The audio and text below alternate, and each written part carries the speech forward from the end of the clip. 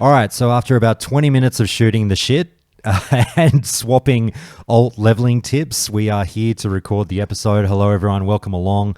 Got a bunch of people here who are ready to discuss a whole smorgasbord of topics today. Guys, we've got some guests joining us later to chat MC. I've got a spirited conversation happening about alt unfriendliness in SoD, or perhaps alt friendliness, question mark. That'll be parked for later. But for now, I think I did want to talk about this a bit later on, but we might as well just get started and throw the meaty part of the conversation out there first. Let's do a little bit of Classic Plus chat. Now, we're going to dive in harder on this in episodes to come, probably next week. But we'll give you the tantalizing entree right now. Although ubiquitous in America, they call the main course the entree, whereas in Australia, obviously, it's the starter. So we might confuse some people there. How are you, mate? I'm fantastic. Very good. Now, this is a conversation that's going to be near and dear to your heart. You're fucking pumped up about it. But let's say hello to our other guests as well. Axtel, mate, how are you? Hey, doing good. Thanks for having me. Great to have you, mate. Vestige, how you going, brother? Great, how's it going, man? Fun to be back on. Good to have you, man. And Streets, mate, I tell you what, you come on the show for fucking one episode and you've blown up. You're getting messages everywhere. Is that right? Yeah, it's been, I didn't realize how many people listen to this, but it's been actually really, really fun. And yeah, lots of messages, lots of huge fans of this, and glad to be back. Mate, I'm glad that they all told you that you were excellent on the show, because you fucking were, and I'm very, very glad to have you back. So Grant will be joining us later to talk more MC, give you guys your time to shine. But for now, it's not like you can't talk about this topic. Let's dive in. Guys, I should start, Ubiquitous will be chuckling the whole time I do this, but I should start with a short monologue about this Classic Plus chatter. I guess this is the moment where Tito's in tears as well as he hears this. I take my hat off my head and, do that move where you hold it around your belly button and you bow your head slightly and you do the mea culpa of I guess I owe some people a bit of an apology. And I'm happy to fall on my sword. Look, fuck. Believe me, I am not perfect and I say a lot of fucking bad shit when it comes to this game. But I was in the camp of, Season of Discovery is its own thing. It's not as much of a beta test as people are making it out to be.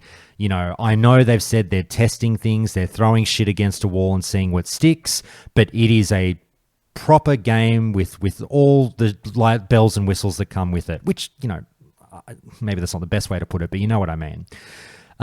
Then we had the round of dev interviews over about 2 weeks ago, of which you guys might have heard on this episode. I kicked off the episode with it. You've just come out of hearing it. You've heard some interesting things there. And if you heard Hammer Dance's interview and if you heard Ebonheart's interview, you heard them doubling and tripling down on the same phrase that kept coming up about what's next. And they were talking about how, realistically, this really was the world's greatest testing phase to see what the player base thinks of certain things. And even though we've heard that over the life cycle of SoD, I'm paraphrasing it horribly now, but if you listen to the specific words they used in those interviews, it became really, really evident, and you'd have to be smoking something to not realize at this point that, maybe this was just an elaborate beta test the whole time. And you know what? I was wrong, but I'm okay with it because I'm having a fuckload of fun. And the thing is, people want to say, oh, this is a long beta test, so it's a shit game. Can't it be a good game and a prolonged beta test? I don't know. Whatever it is, I'm having fun, Ubiquitous. But look, tell me how much you're laughing when you realized I had the moment when I saw what was happening.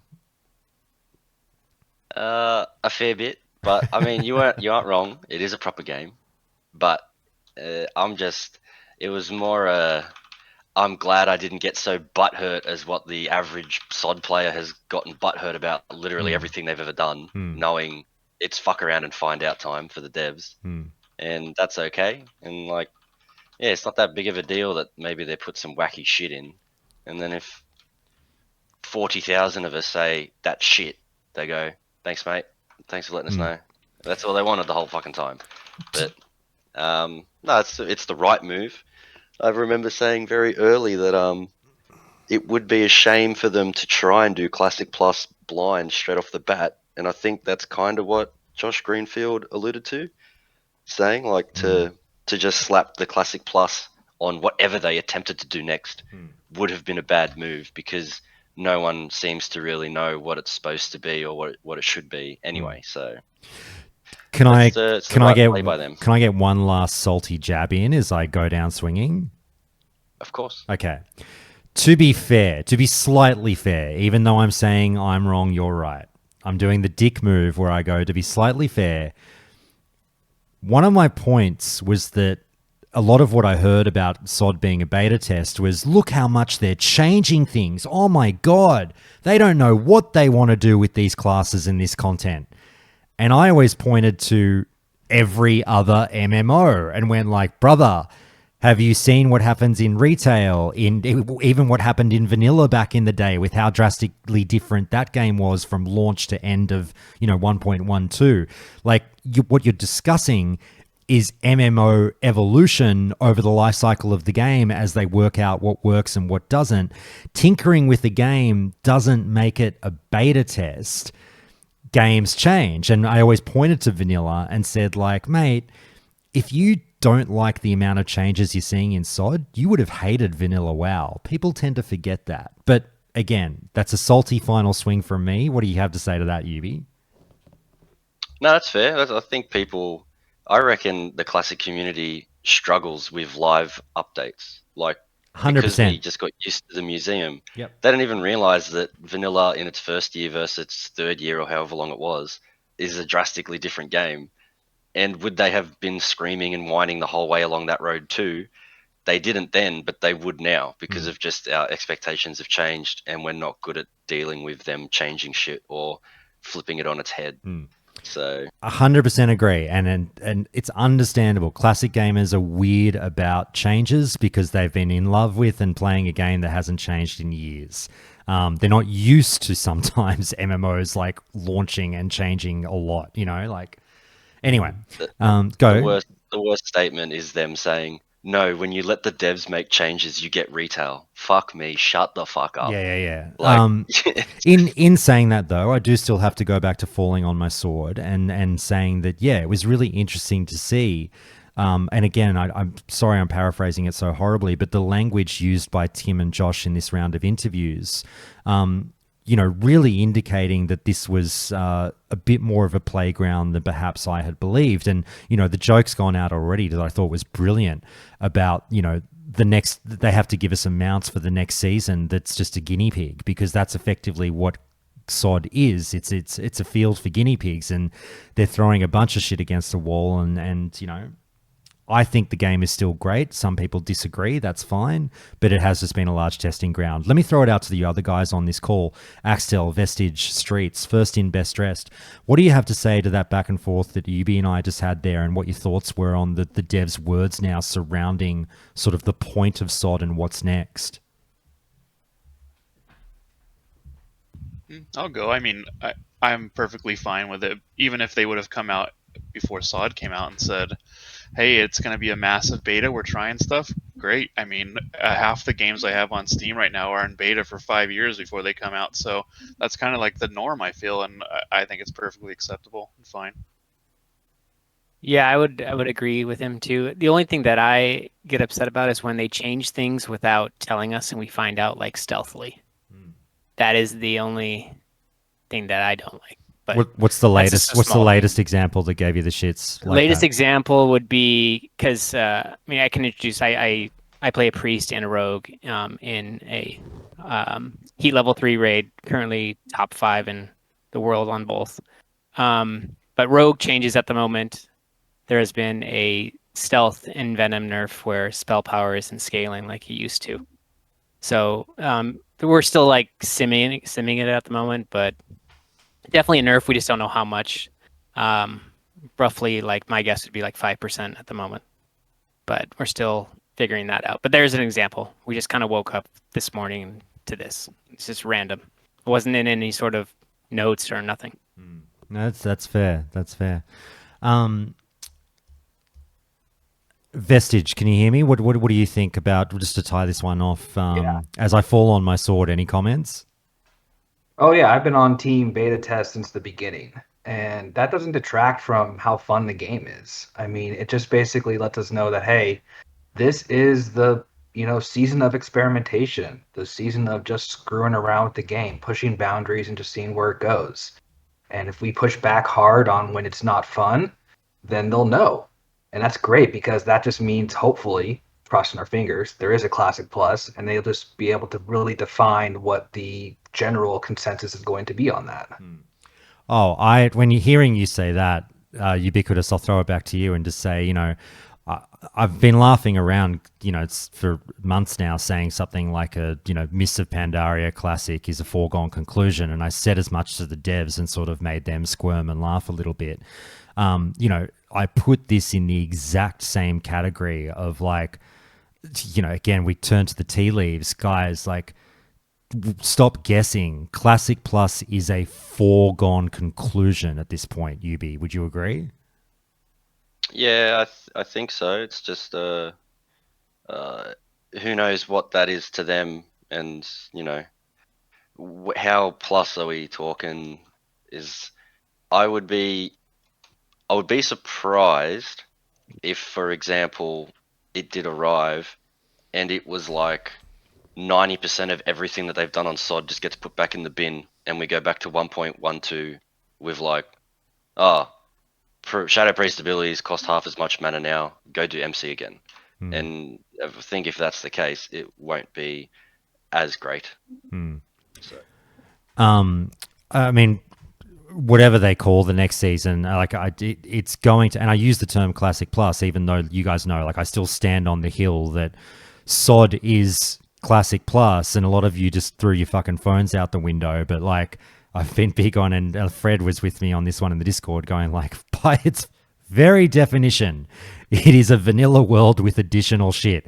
It is Classic Plus. But I understand the argument when people say we'll use the term Classic Plus more to describe the version of the product that is more in tune with what people had generally envisioned. And I know everyone's got a different idea of Classic Plus, but that more stripped down version of additional things to a classic world that the devs referenced in the interviews, that's been sort of the generally agreed upon, in inverted commas, Classic Plus. So when I say Classic Plus, I guess I'll just use it to refer to that version from now on. But like I said, I'll always fucking die on that hill that SoD was Classic Plus. It's just not the Classic Plus version that some of you liked. But look, this survey came out, guys, that no one can work out whether it's fucking bullshit or not. And I'm just as ready to believe that it's bullshit as it is that it's real. I lean more towards it being real. But it just got everyone buzzing and everyone talking about, what could come next. And I think, like I said just then, the more poignant thing to take from the dev interviews was that highlighting of the SoD experiment was about as wild as they'll ever get with changes to a season. And whatever comes next, in my mind, will be a season. I don't think they're going to call it Classic Plus. I think that people don't realize we're in a seasonal cycle. You're getting season after season after season. So whatever season of X is next will be more of this stripped down version that the devs are now talking about. They've seen one extreme end of the stick. Now what happens when they go perhaps to the, maybe not the other extreme end, but well back down to the other end of the stick where it is a bit more stripped down. And I think that I'm pretty sure I said this on a podcast recently. I'm betting that a lot of action has sparked up around Turtle WoW in terms of Blizzard coming after them copyright-wise, striking their YouTube channel, really getting aggressive with Turtle WoW. And again, because I'm a tea leaf reader, that to me says that they're doing something that's going to be a Turtle WoW, not copy, but pretty close to Turtle WoW. They don't want a competing product, a pirated competing product out there on the market when they're about to release the same thing.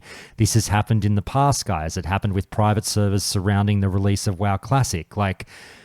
We know the moves. We know how this shit works now. Don't be daft. So I presume we basically got a season of discovery that some people said was more akin to Ascension, a private server. I slightly disagreed that it was a carbon copy of Ascension, but there were definitely similarities. Now we're going to get the version that is more like Turtle WoW. And people, if you want to sit there and scream, oh, these guys are just ripping off the ideas of private servers, this is fucking outrageous. I mean, you have to laugh a little bit at the hypocrisy of that when private servers literally use the IP to rip off and build their ideas. But, this isn't like necessarily, well, it is actually exactly that. I'm not a big fan of the fragility of private server mods and fans and everything when it comes to the legalities of what they're doing and what they're working with. But I do think that we're getting the Turtle WoW version of the game in the next season, and that's why everything's happening that it is. That's a bit of a rant there, guys. Anyone have any thoughts on that as I say that out loud? Well, I want to talk about what you said in the beginning there about how the comments were that SoD is going to be the furthest they're going to probably ever get away from vanilla. And that really hurt me because they pretty much confirmed Classic Plus, but at the same time saying that SoD is going to be the most unique version that they're ever going to create. Well, they said it's the most extreme they'll go in the way of changes. Yeah, and so that's where I'm like, oh man, that feels like it's really limiting what I at least view Classic Plus could be in the end. And basically feels like, oh man, they're going to come out with something, sprinkle in a few SoD changes here and there and call that Classic Plus. And that just really, really made me nervous about what they might be planning. But again, that's just one little sentence from one comment that they put out. And I don't want to try to extrapolate that into a whole thing. But it really made me think okay, I need to temper my expectations for what we could be getting. It would, I'd find that underwhelming as well. It would be interesting to know from a lot of the community, if you're looking at SoD, let's say if they just literally did SoD fresh with no leveling bands and no incursions, what does anyone actually hate about this game? Do you all like your new rotations more than just pressing Shadow Bolt and putting up one curse? I'd like to think yes. As a rogue, do I like having 10 buttons that are useful in scenarios instead of just pressing backstab times 5, slice and dice? Backstab times 5, slice and dice. I would say I like that a lot. Can I jump in? I don't want to keep you rolling, UB, but it's been triggering me to no end. I've been getting triggered a lot. And Twitter is really coming after me recently for my love of SoD. People are we know what WoW fans are like with the tribalism, with the yeah, fuck you, you don't play my version of the game, you're a piece of shit, blah, blah, blah. That's old hat. But people are classic fans are really upset that I like SoD. They're very, very upset. And it's I just don't know what to say to people who are like, bro, you are taking time out of your day to tell someone else that they're a piece of shit for liking a different video game. I liked your game, now I'm playing a different one, and they're losing their fucking minds. But on the rotation issue, Yubi, it's kind of the same thing where when you boil it down, you start to talk to some of these guys about why they don't like it. Sometimes the arguments, not all of them, don't get me wrong, some people have very valid arguments for not liking SoD, and I respect that. But much of the time as well, you get an engagement with these guys and you go, all right, let's see what their issue is. And if you get to a point where it's oh, I fucking love Ratchet the Lich King. Can't speak today. Ratchet the Lich King. Oh my God. Wrath of the Lich King. You know what I fucking mean. Love that game. How fucking sick is that? But then in the same sentence, they'll go, fuck these SoD rotations. It's brother, what are we doing here? Yeah, I don't understand. I do the same thing. When people tell me SoD's trash, like most of my guild that quit, and you ask them, what don't you like about it? They actually don't know. They've just decided that they don't like it anymore. Everyone else told them to hate it. Other people told them to hate it, and they quit in phase 1 and haven't tried it since. That's what I mean.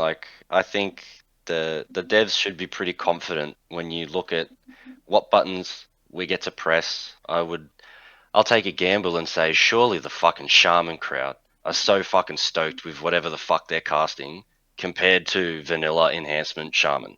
Surely you are having a better time playing this game now.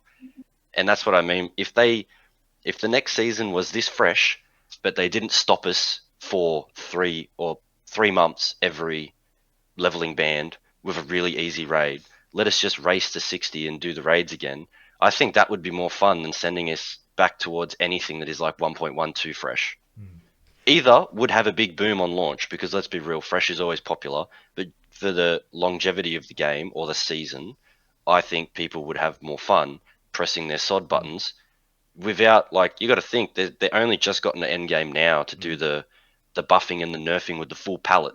They've been trying to make us happy when you've only had half your abilities for most of the game so far.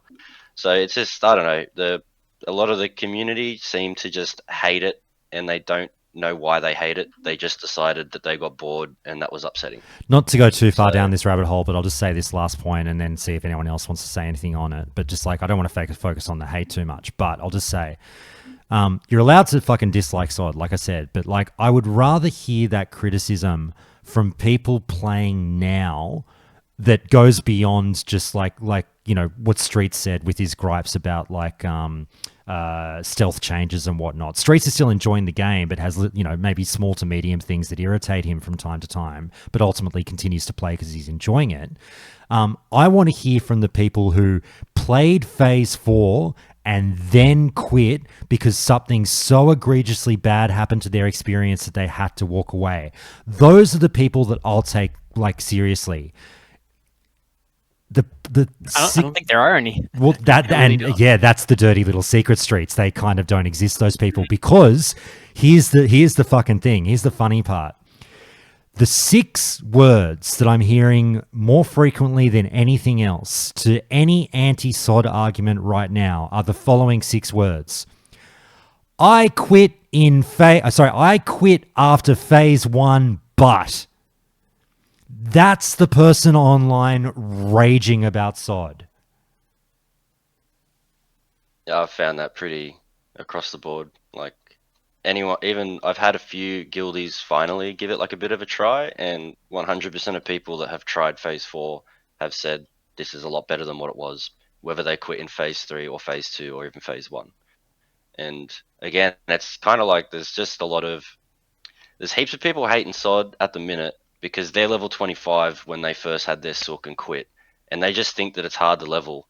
And I'm out there trying to convince them, like, bro, just go do your incursions or some shit. You'll level heaps quick, and before you know it, you'll be 60 by the end of the week, and you'll be doing all the fun shit with the rest of us.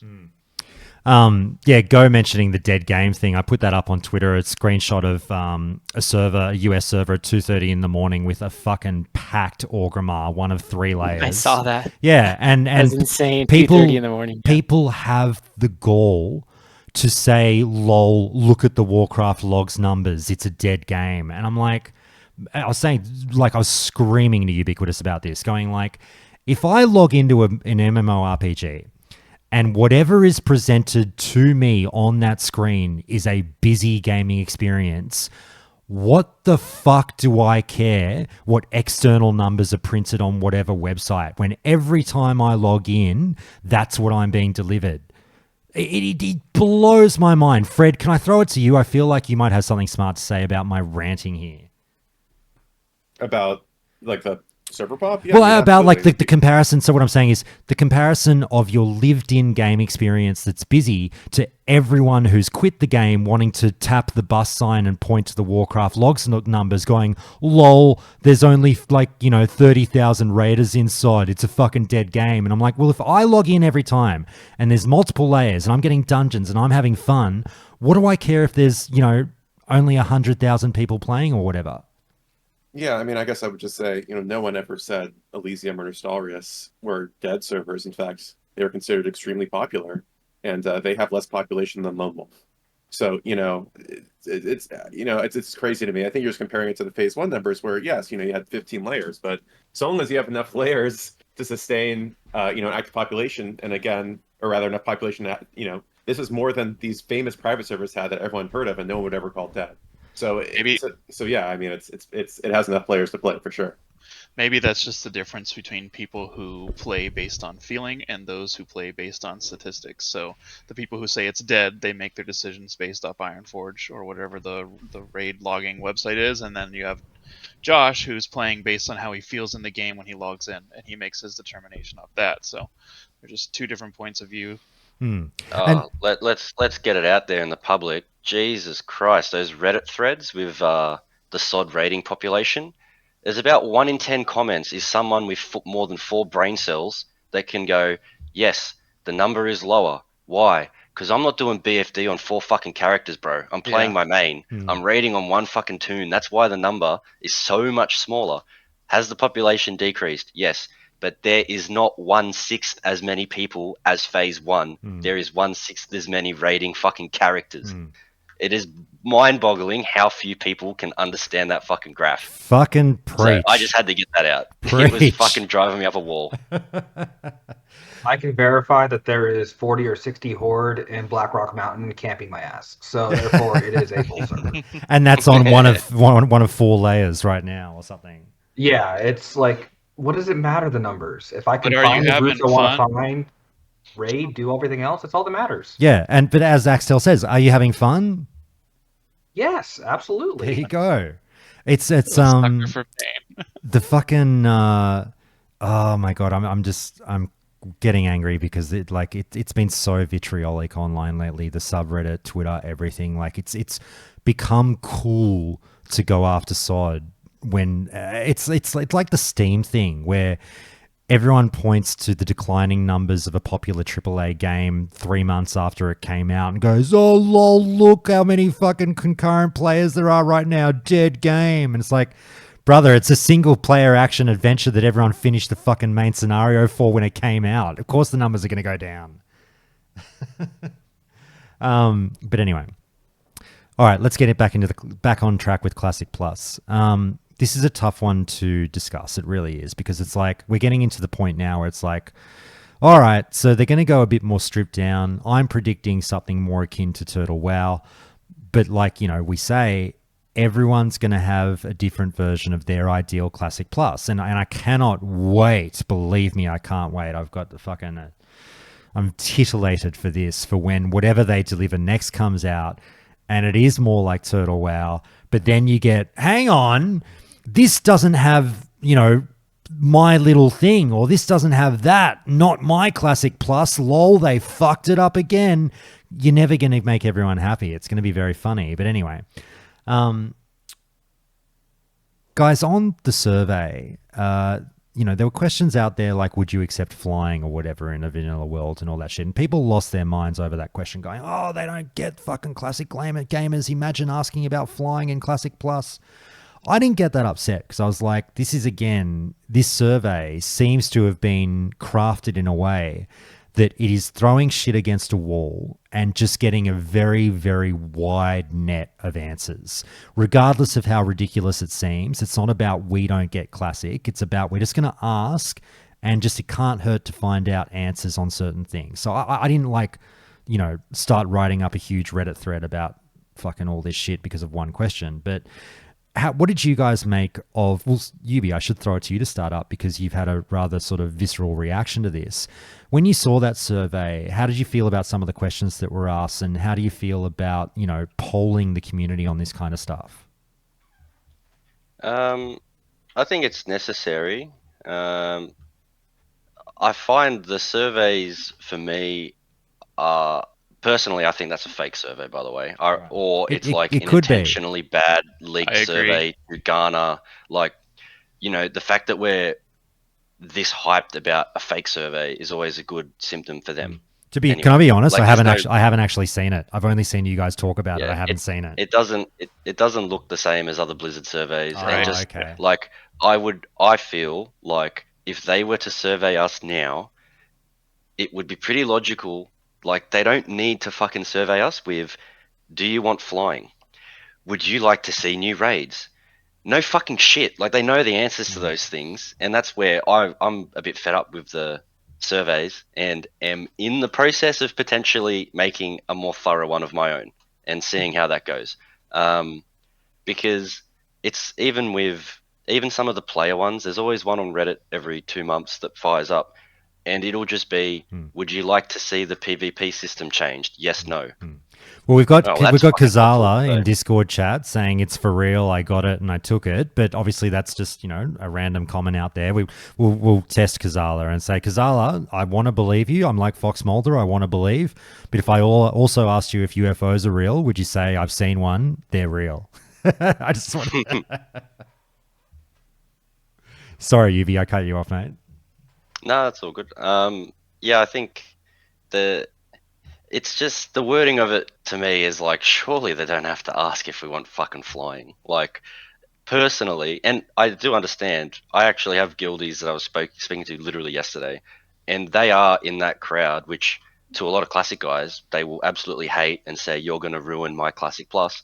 But they were there going, nah, full LFG, teleport me in, give me flying, don't really care. And they will probably be in the minority, I assume. Like, if you poll flying, it'll be 90% no, 10% yes. But and that should be enough of a like dominant answer to just not even consider it in any way, shape, or form. Can I ask a testy question? Mm. Do you, because this is what I'm sort of getting at with how unreliable polling a wide community like the WoW Classic player base can be, and how insane some of the answers might be when you do throw it out to the general player base, not to the Reddit heads. Do you really think that the no answer to flying would be 10%? Personally, I think so. Only because like Azeroth is designed to not need it. So like for example, if you went back to TBC Classic, you it's designed around the fact that you'll have mounts to fly on. There's obviously alternatives. They could even add more flight paths and shit. But like Azeroth isn't literally built for flying yet until they do the kata changes, if I'm not mistaken. So and it's not Unfinished really stuff. it's not really that much of a hindrance. Like I like how people say, "Oh, you can get on your mount and just like auto fly in a direction and AFK." But brother, when I fly from Kargath to Undercity, that's exactly what I do anyway. Like it's not like I'm fucking sitting here going, "Wow, look at me on my fucking Wind Rider." It's just a 7 minute AFK. Alt tab, do something else, and it's a part of the game. So, but I do think it would be that strong of a reaction to it because we're playing it now and it's fine without it. I don't really see how it could possibly make the game better for me in any way, shape, or form. What I'm getting It would at actually make it worse. What I'm getting at is, and I'll throw this out to the crowd. Hey, Grant, thanks so much for joining, mate. Sorry, I didn't miss you there. How's things? Good. How are you doing? Good, man. Good. Sorry, we're just we'll get to the MC stuff later on. I just wanted to wait for you to get here. We'll just tackle this classic stuff, classic plus stuff first. Yeah, definitely. And look, there's Gigantor posting his email from Blizzard on June 20th with a survey. So fuck, I mean, there's a good one too. But like, look, the reason I bring this up, Ubiquitous, and I'll ask the others about this. Anyone jump in? Is like, this is why people talk about, oh, they should do the RuneScape polling system and just ask everyone how they want to do things in the game and go by the majority, blah blah blah blah blah.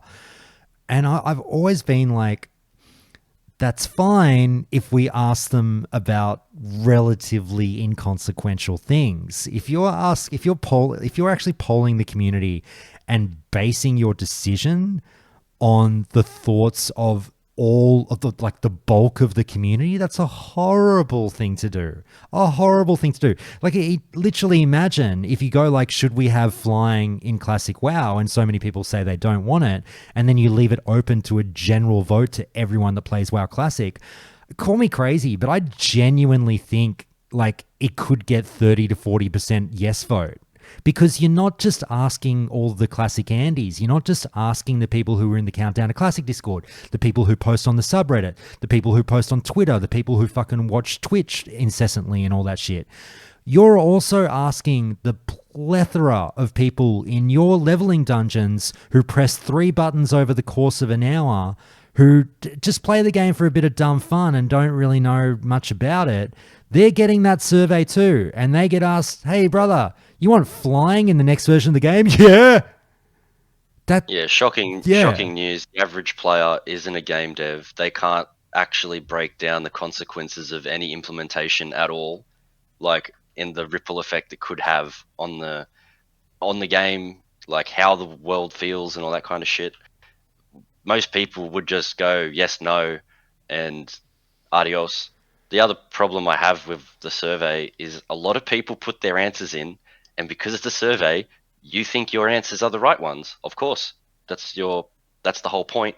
And they never actually go back to see the results and then go, oh, what the fuck? Oh, only 7% of people agree with me on that thing. I was so sure I was right. That's another problem with these surveys. The actual results aren't put out. So we're all here going, I'm on the biggest team. My team has the most votes, but none of us actually know how many people are voting for anything or the results of, which I think would be more publicly accessible results would be better. So for example, like, if there was a poll of, do you want the classic talent trees or do you want them to change them? Or do you want Wrath copy and paste, TBC copy and paste? Put all these options there. Lo and behold, it could be 25% split between those 4 options. But all 4 of those parties are going, nah, bruv, TBC's where it's at. Everyone else is a fucking dummy if they think otherwise. But it would be kind of like a self-awareness fucking lesson for the average classic player to realize that there's a very wide variety of opinions on literally every topic that they can give to us at the moment. And, not all are bad. Like you'll have to cop the L on a few topics or areas in Classic Plus. Like, what if they bring in looking for group, but it doesn't teleport you to the dungeon, but it does form a party for you? You might not like that, but I'm sure it's not enough to actually make you unsub. But this is what I'm saying. A lot of people are going to have to, I think that's a great way to put it. A lot of people are going to have to cop an L on the next season. If they're like, all right, we're basically doing what you term Classic Plus as, here you go, here's what you've always dreamed of. My God, people will have to have an open mind because it is not 100% going to have everything that you have in your perfect Classic Plus. So take the L, take it on the chin. If there's 2 or 3 things in there that you're like, oh, I wouldn't have put that in, but like it's just how it's going to have to be. Axtel, it's interesting. Sorry, I didn't know this about OSRS. I thought it was basically like, not necessarily just yes, no, but here's a vote on something. If it gets 70%, it's in. But you're saying it's not like that. It's more just to gauge interest, and then developers have the final decision on whether to act on it or not. Is that right? Yeah, I mean, of course, if the community votes for something, but just like in previous interviews with game developers throughout the history of your show, I mean, it's the job of the game developer to protect the players from themselves. So just because the community says, yep, this poll is good, we're going to get everyone who's level 60 plus, and they're voting yes, they say it's a great idea, we love it, but they don't view the game the same as the devs do. So the devs can come in and say, hey, we understand this is what you want, but here's the reason why we're not going to do it, or maybe here's an alternative to that result based on the poll. But it's not 100% guaranteed just because something passes, it's in the game. Yeah, that's exactly right. Mind you, is it just too much copium to think that, it's almost as if they have an interface that has your account and everything about you there, and that's how you launch the game? Let's call it a Battle.net launcher or the Battle.net program. Imagine you could have a poll on there for contentious topics, and lo and behold, when I vote, it will tell them that I am an active sub. I play SoD a lot because I have all this on my fucking account. And then they could actually divvy up between, bring in flying, just to keep this example rolling. 20% yes, 80% no. Well, what do you know? 19 of the 20% are actively playing Kata subscriptions. Who would have thunk it that those guys would want flying in fucking Classic Plus? Surely that's not impossible for them to do, but that's just a little bit of a fucking copium rant for me. Hey, we've pretty much had this confirmed that the survey was legit now. Kazala's and Gigantor obviously have put the proof in with the pudding, as I butchered that saying. The proof is in the pudding. They've fucking posted their screenshots with emails with dates about surveys going out to them. So I'm more than happy to take that at face value and believe it. Seems to be legit. Ubiquitous, you thought it was fake. You now have to read the first sentence in German from that screenshot that Kazala has posted.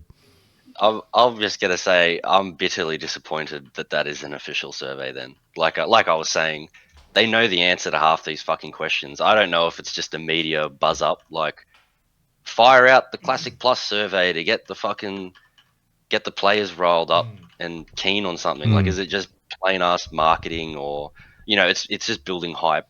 It's like, mate, how hard is it to actually put in some constructive fucking questions in that thing instead of the same old shit? He's on the right point in terms of, like, he says it was fucking ridiculously large and it had like 100 questions. It took him an hour to fill it out.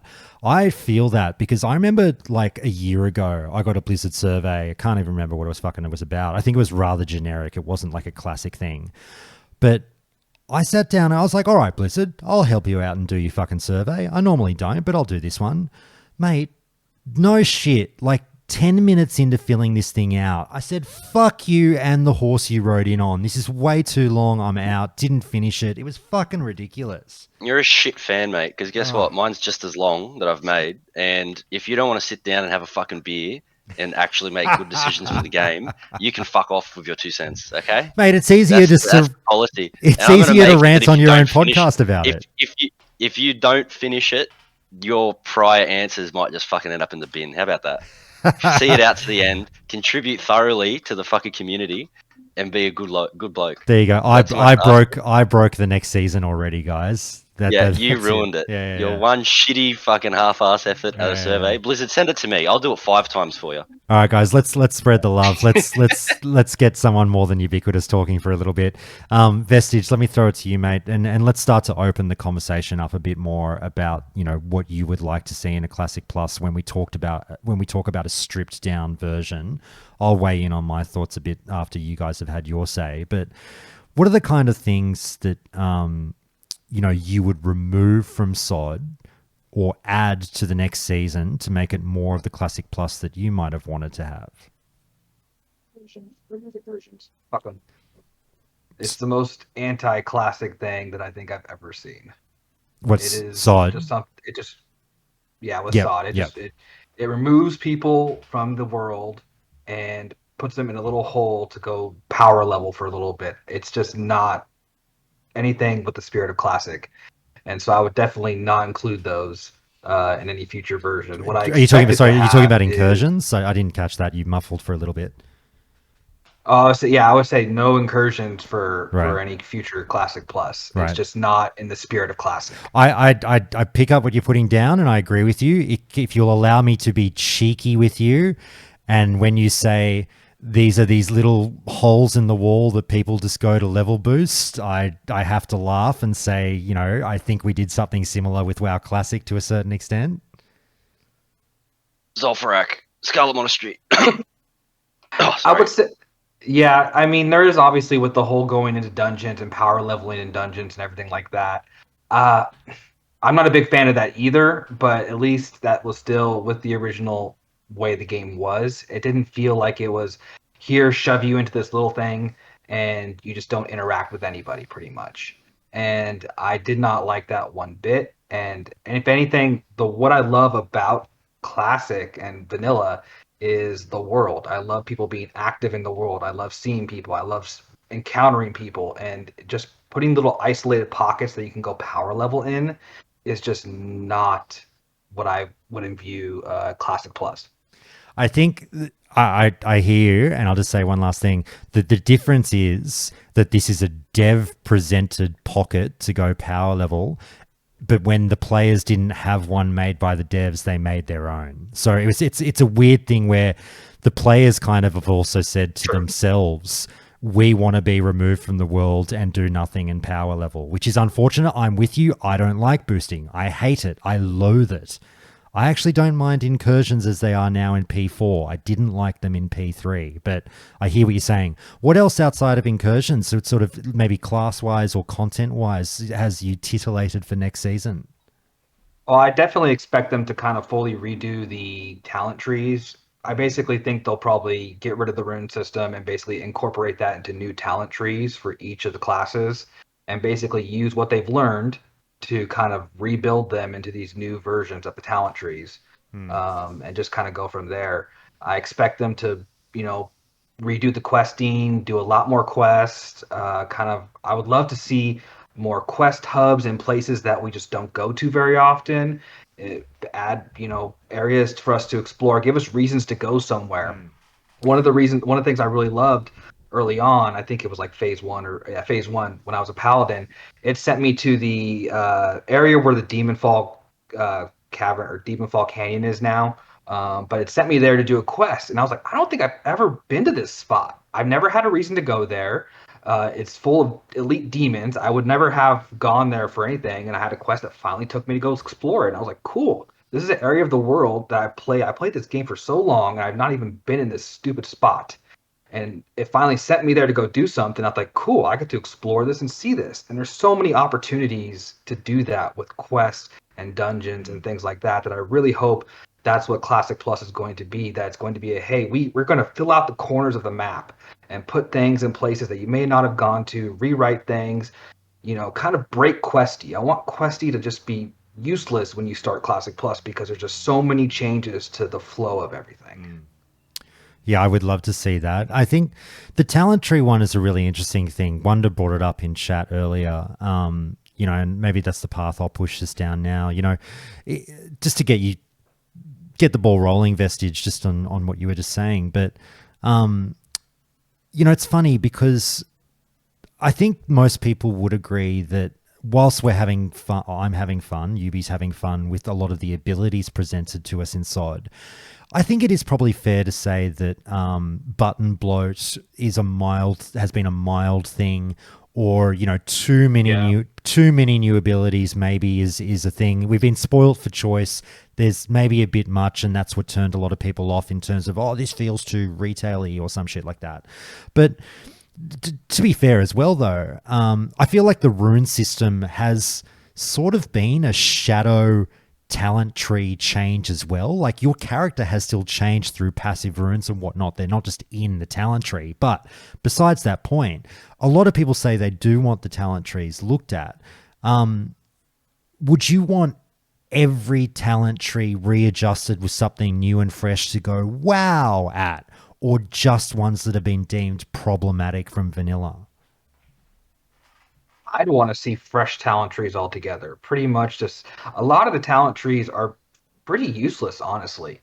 I think in vanilla and classic, we really have the illusion of choice. There's just so many mandatory things in the talent trees that you just have to take to make something viable that there's really not much choice actually in the talent trees. So I would love to see them completely redone and basically said, okay, yeah, we've made Retribution Paladins viable, and so we're going to redo that with the talent trees. Obviously, like you said, I think there's a lot of bloat involved because not only do we have the original abilities from Classic, but then we have the new abilities they've added. So there's a lot of stuff on there, and they can just start cutting things, pruning things, saying nobody uses this ability. It doesn't really fit. We don't really have a place for this thing in our new vision of what a Retribution Paladin is going to be. So we can just kind of cut that out, or maybe move it to a different class that it may fit better for. So I definitely want to just see a completely redone version of those things and make it just something new to explore. Guys, I'm not smart enough to answer this question. That's why I'm going to throw it out to you guys who are smarter than me. But when Vestige brings up, the want for choice and not being cornered into a cookie cutter build, my question is, can cookie cutter builds truly be defeated? Because I think of something like retail that has a rather elaborate talent tree now that people do seem to quite like. But I would have thought, and I don't know this for sure, I would have thought that the cookie cutter still comes to the forefront and dominates inevitably anyway. Is there anything an MMO can do to defeat the cookie cutter?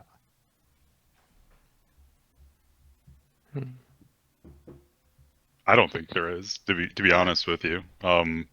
People are always going to figure out what the meta is, or whatever the ideal spec is. There's so much data out there, and with like what we have today, like if you go back to 2004, 20 years ago, we didn't really have access to that when WoW first came out. So us getting that type of experience, I think in any type of MMO that allows you to do talents, probably won't exist. So there's always going to be a cookie cutter meta. Just that's my personal opinion. Yep, I agree. I think it's having the runes that are if instead of completely redoing the talent system, if you find a way to make modifications to incorporate those runes in, and that gives people the choice in the talent trees of, do you want to pursue being a rep paladin that also gets holy shock, or do you want to pursue a rep paladin that goes, full ret with a little bit of prot tree, and like make the decision be there. But to expect a full revamp system, you're just going to end up with the exact same problem. It'll just look different. But eventually within the first couple months, people will figure out the min max, and that'll get posted on every website. People will Google it, and then no choice will be made anymore. Oh no, I expect there to be a meta. I expect there to be, hey, this is the optimal build for DPS. This is the optimal build for tank. This is the optimal build for healing. I expect that to happen. But what I don't like is that I got to put my 5 talent points in crit. I got to put my 5 talent points in hit. You know, there's just so much of the talents that you have right now that you just don't have a choice with. If you want to be viable in that spec, you have to have those specific items. And what you're saying right now is, if we can go back 15 years, what you're saying right now is exactly why we went to the talent system that happened in like Mist of Pandaria, or maybe it was the next one, where you just had 5 lines and you got to pick one of 3 options of those 5 lines, is because it became so apparent that having all these different choices and putting 5 points here and then 5 points there, nobody was doing anything outside the norm. So they just made it so, okay, well, you have 3 choices for your level 15 talent, then you have 3 choices for your level 30 talent. And then people hated that so much that 10 years later, now with Dragonflight and going into War Within and retail, they're bringing back the choices, but every like 5 different talents, you get a different choice. And I feel like if they were to take that mentality of giving you different choices, but not locking you in and not having to redo the entire talent system, then that would be a good compromise of both worlds. The classic mentality where you want to see points and every point matters, and also the retail mentality where it's like, hey, I understand that we're all going to kind of follow the same spec, but if we can have minor differences, then that would be perfect. That would be the chef's kiss. You know, I would say that, well, of course, the meta chasers are always going to do what's their most optimal. To the extent things are close, you know, you will see other builds. Like, just talking about Enhancement Shaman and you know, currently in SoD, like, there's plenty of people using two-handed Shaman. At least I have that impression, despite that being just blatantly worse than dual wielding, right? And there's also still like a debate which has been going on since literally, I think, phase 3, so, you know, several months ago at this point, but still going, about which wrist runes to use, whether that's Static Shock or Rolling Thunder. I mean, so long as you balance things closely, I think there's always going to be room for people not to be totally cookie cutter. I think, you know, to the extent the balance is worse, then the cookie cutter becomes more apparent. Like in vanilla, you know, everyone's using the cookie cutter is very strong just because the next best thing is so much worse than, you know, your optimal choice. Whereas that's not the case specifically just in this example for Enhancement Shamans and SoD. So I think that makes a big difference.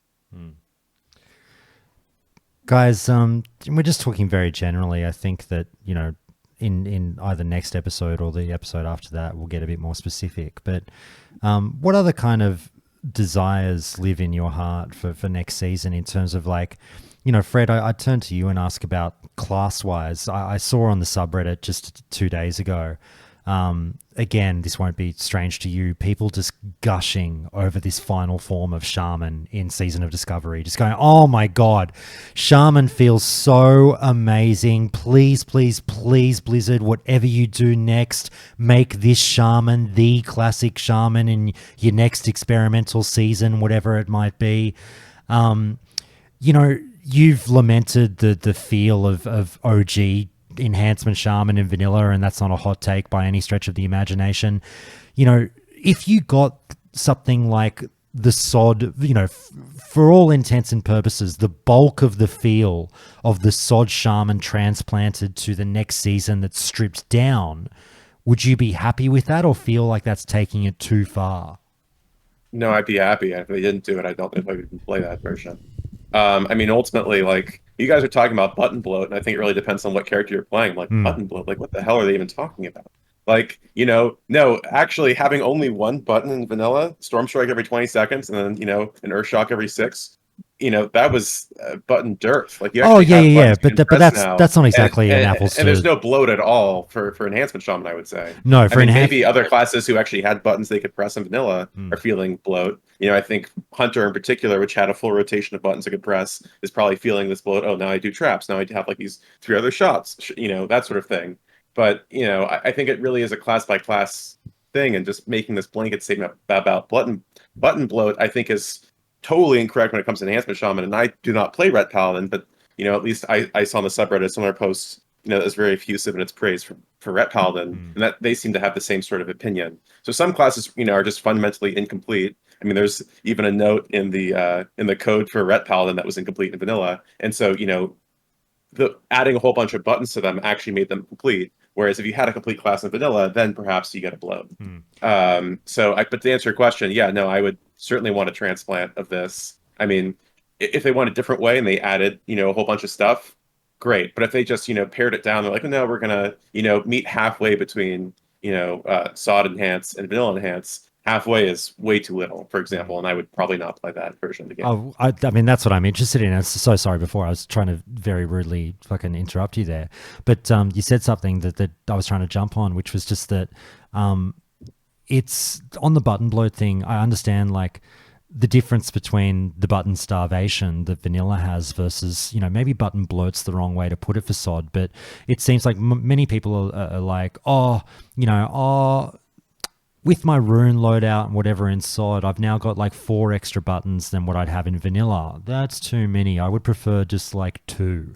But when you talk about your shaman, and I think you just answered the question, because I was going to say, if they said something to you and said, hey, Fred, how about we give you Storm Strike on a 6-second cooldown, and you can also have, I don't know, fucking Lava Lash, and that's it. You're saying that wouldn't be enough? Oh yeah, I mean, no Maelstrom weapon would ruin a lot of the fun of the rotation. And also, just from a balance perspective, if that's all they got and they didn't get, just for example, spell scaling, mental dexterity, they'd be awful. I think a lot of vanilla Andes have a belief about the balance of vanilla WoW. You'll see this in your Discord still, amazingly, despite having 2019 Classic haven't played out. And they believe that the game has any semblance of balance whatsoever, which is just laughably incorrect. I mean, you can look at the logs. The logs aren't hidden. You can see that, at the 90 parse, a balanced druid is literally doing 20% of the damage of a Fury Warrior next. 20%. Just to put that in perspective, you could give them a buff, balanced druids, a buff that says you do 4 times damage. You zone into Naxxramas, you get a buff, you do 4 times damage, and they would still be doing considerably less damage than the Fury Warrior. I mean, that's absurd. Can I grab you on that point? Just while you're hot under the collar, I just want to throw a bit of chum in the water and say, I've fans of this podcast. I've had conversations with people who are obviously very, very big vanilla fans, who still, after everything that we've been through, I mean, fuck, believe what you want to believe, that's fine. But who I've had back and forths with, saying, but Fred, that huge chasm in damage in vanilla is part of the flavor. Boomkins and Shadow Priests or whatever, they have to have those mana issues. They have to have that damage difference, because that's what brings class identity and stuff. That's what makes vanilla and what makes the game so good.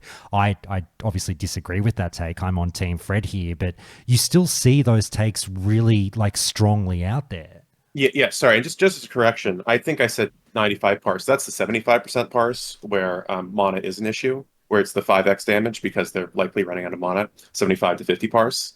If the 95 parse are actually doing 40% of the damage of Fury Warrior, which is still crazy. You give them a 2x damage buff, and they're still doing less damage than Fury Warrior. But I'm sorry, when mana is not an issue, then they're doing 40%. And that's sort of so to the people who say, oh, if you fix their mana issues, they'll fix them. You say no, just look at the 95 parse, where the kill times are 1 minute, and they're using their mana potions and their dark runes, and so there's no mana issues at all. They effectively have infinite mana for that fight. Then they're doing 40%, up from 20%. Considerable increase, but 40% is still too little. But to answer your question, I guess about people saying that's part of the identity of vanilla and that's the identity of the classes. I guess I just disagree. I mean, I don't really think like most people think that the classes in TBC, or even the classes in Wrath are like these are homogenized and terrible. I don't really think that's a popular take. I don't think most people actually think that, and that's really all that's happening here. The identity of the game, I think, is being out in the world and that sort of thing. Which, to go back to an earlier point, things discussed a little bit ago about dungeon grinding sort of being the equivalent of incursions and sequestering yourself. I mean, yeah, I definitely agree that ruins the feeling of the world. And is anti-classic and basically was incursions. I think they are slightly better because you're actually actively doing something when you dungeon grind, whereas incursions you were just running in a loop, not doing anything. Whoa. 1 out of 5 people in that dungeon. Are you talking about boosting? 1 out of 5 people is doing something. Right. Well, so that's the thing I was going to bring up, which is that on private servers you couldn't boost. Because if you had someone who was 10 levels higher than you in the dungeon, your experience dropped to like 1/10 or something of what it should have been. So there was, and then also they did a tag system where if you tagged a mob and then someone else killed it for you, you would only get experience equal to your contribution to that mob's kill. So if you only did 5% of that mob's damage, and then some level 60 killed it for you who wasn't in your party, you only get 5% of the experience. So private servers were aware of this issue. And they fixed it. I mean, this is what was in Nostalrius, which is what was in Elysium. These are servers that people like, and they thought were like, didn't think they were like not Blizz-like or somehow ruining the spirit of Classic. So I think these are tried and true solutions that people can use. And that I think is a way to get people out in the world. In a potential Classic Plus. I realize I just went on like fucking 8 different points. No, mate. Fucking trust me. It's a page from my own book.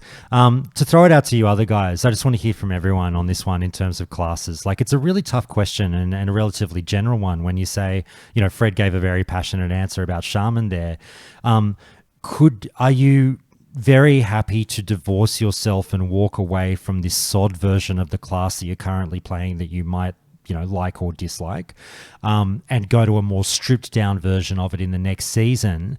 Are you cool with just the vanilla class with like 1 extra ability, or do you pine for a bit more? Where do you fall on the scale here class wise? Guys, jump in first in, best dressed.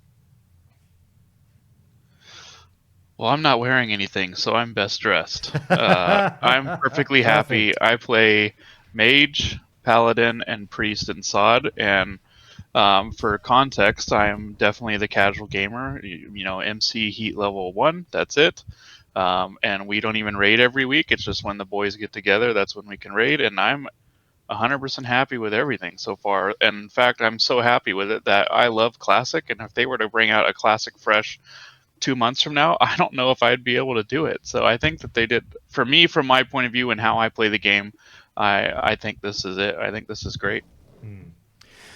Yubi, let me throw it over to you with your juiced up rogue over there in Season of Discovery. It's a question I legitimately don't know the answer to myself, but to put it to you, the same thing, and say, are you ready to walk away to a version of rogue in Season of whatever's next? No, and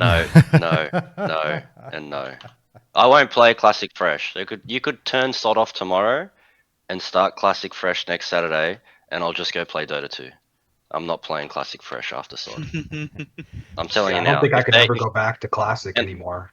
And that's why, like in our earlier chat about like the Classic Plus or whatever they bring out next, if it's even half of SoD, I might not play it.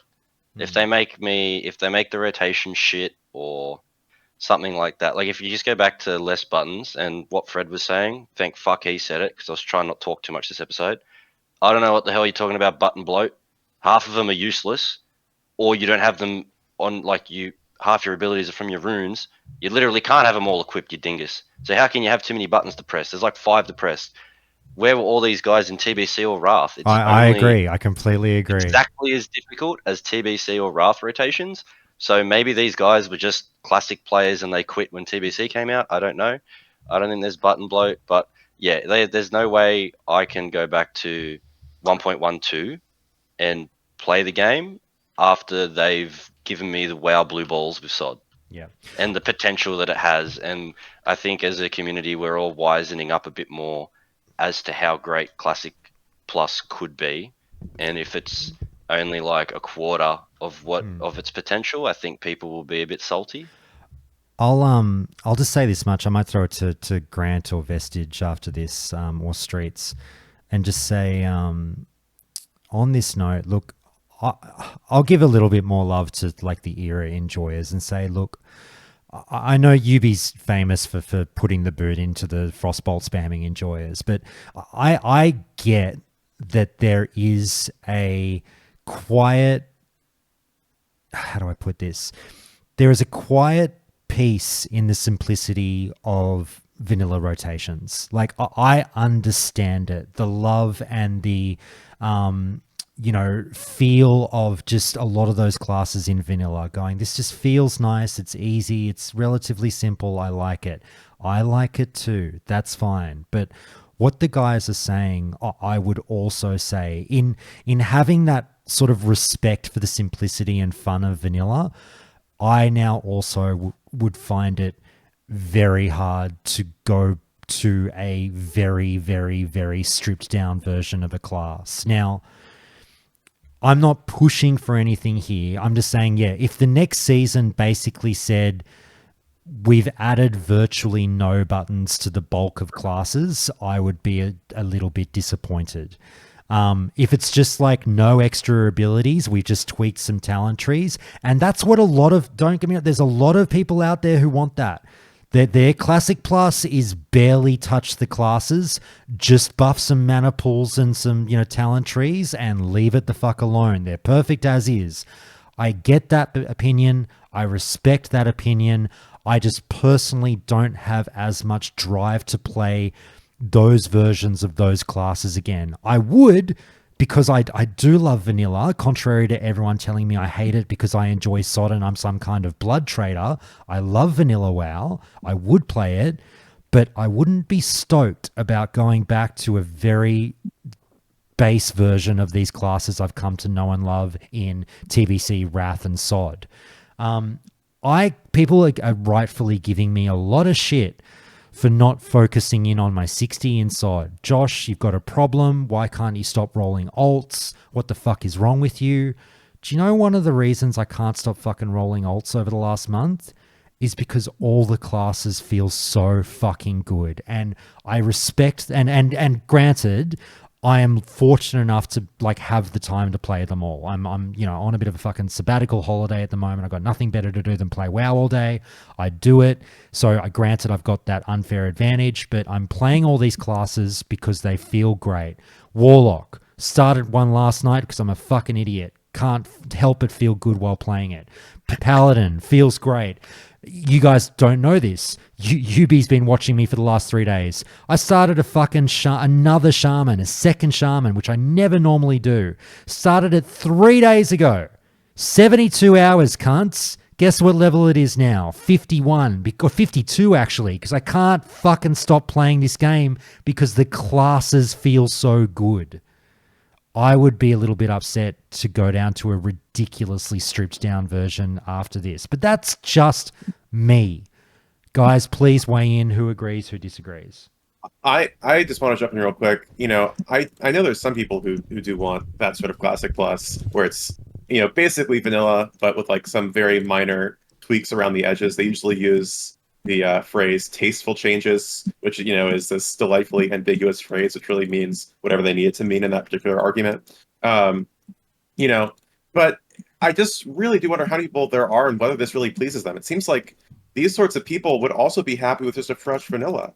So it's why are we going through all the effort of disappointing all of these people who maybe want more SoD-like changes, and then also at the same time pissing off the really hardcore no changes people just to meet this sliver. I feel like we're sort of triangulating ourselves into nothingness. There's people who are no changes. There's people who like a lot of changes. I don't know if there's any people who want minor changes.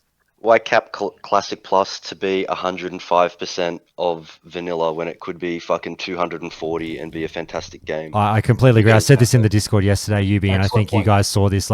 If Classic Plus is, I wouldn't say virtually indistinguishable, but barely different, you're right, on the 105% point. If it's barely different from Era, number one, what is the point? And number two, there is literally no financial incentive in doing that, in my opinion, because nobody would play it if they're basically the same thing.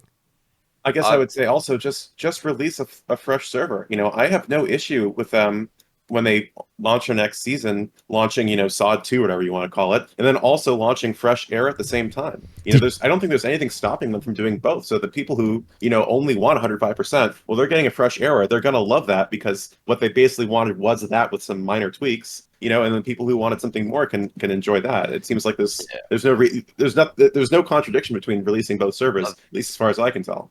I've been saying that all week, Fred. I reckon we should just have a good old horse race. We'll release fresh era. Oh, and you're they can stealing have- my point, you dog.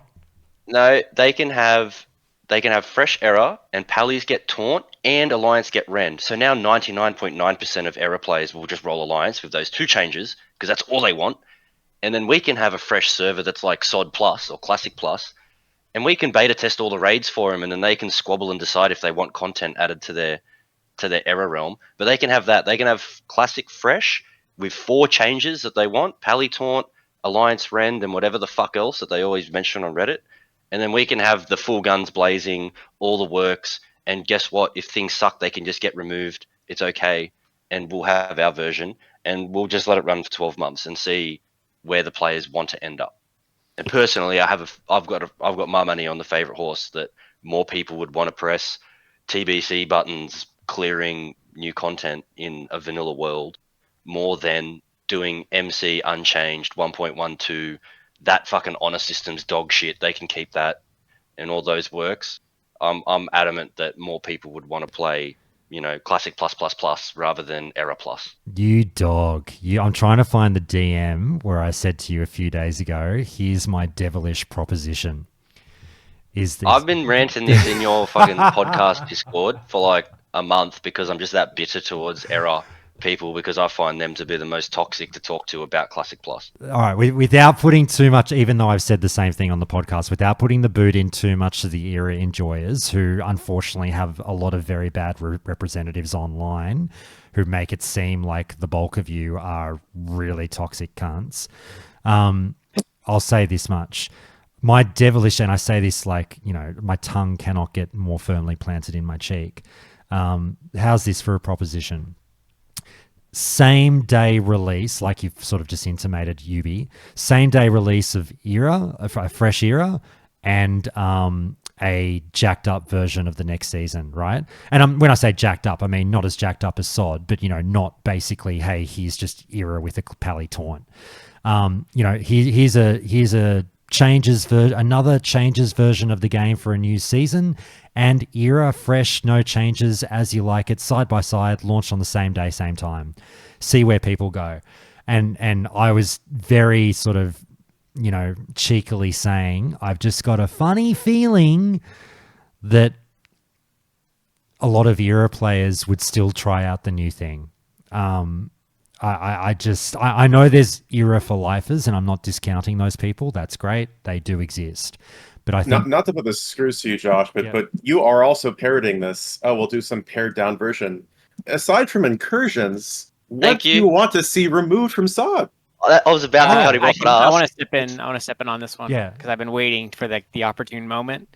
Like, I come from a heavy PvP background, like 4 times Gladiator, Rogue, and I was so looking forward to original Blackrock Mountain PvP. And fair enough. Yeah, background eruption is effing horrible. It's way too congested. You can't even have any sort of great 2v1s, 3v1s. It's been absolutely gutted, in my opinion. I was on the podcast earlier saying that should be removed. I think I said that when it first came out. So I'm going to agree with you there. I agree there are some things to be removed, but it's like incursions that it's hard to think of things. And like the greatest thing about Era and Vanilla WoW to me was the PvP in Blackrock Mountain.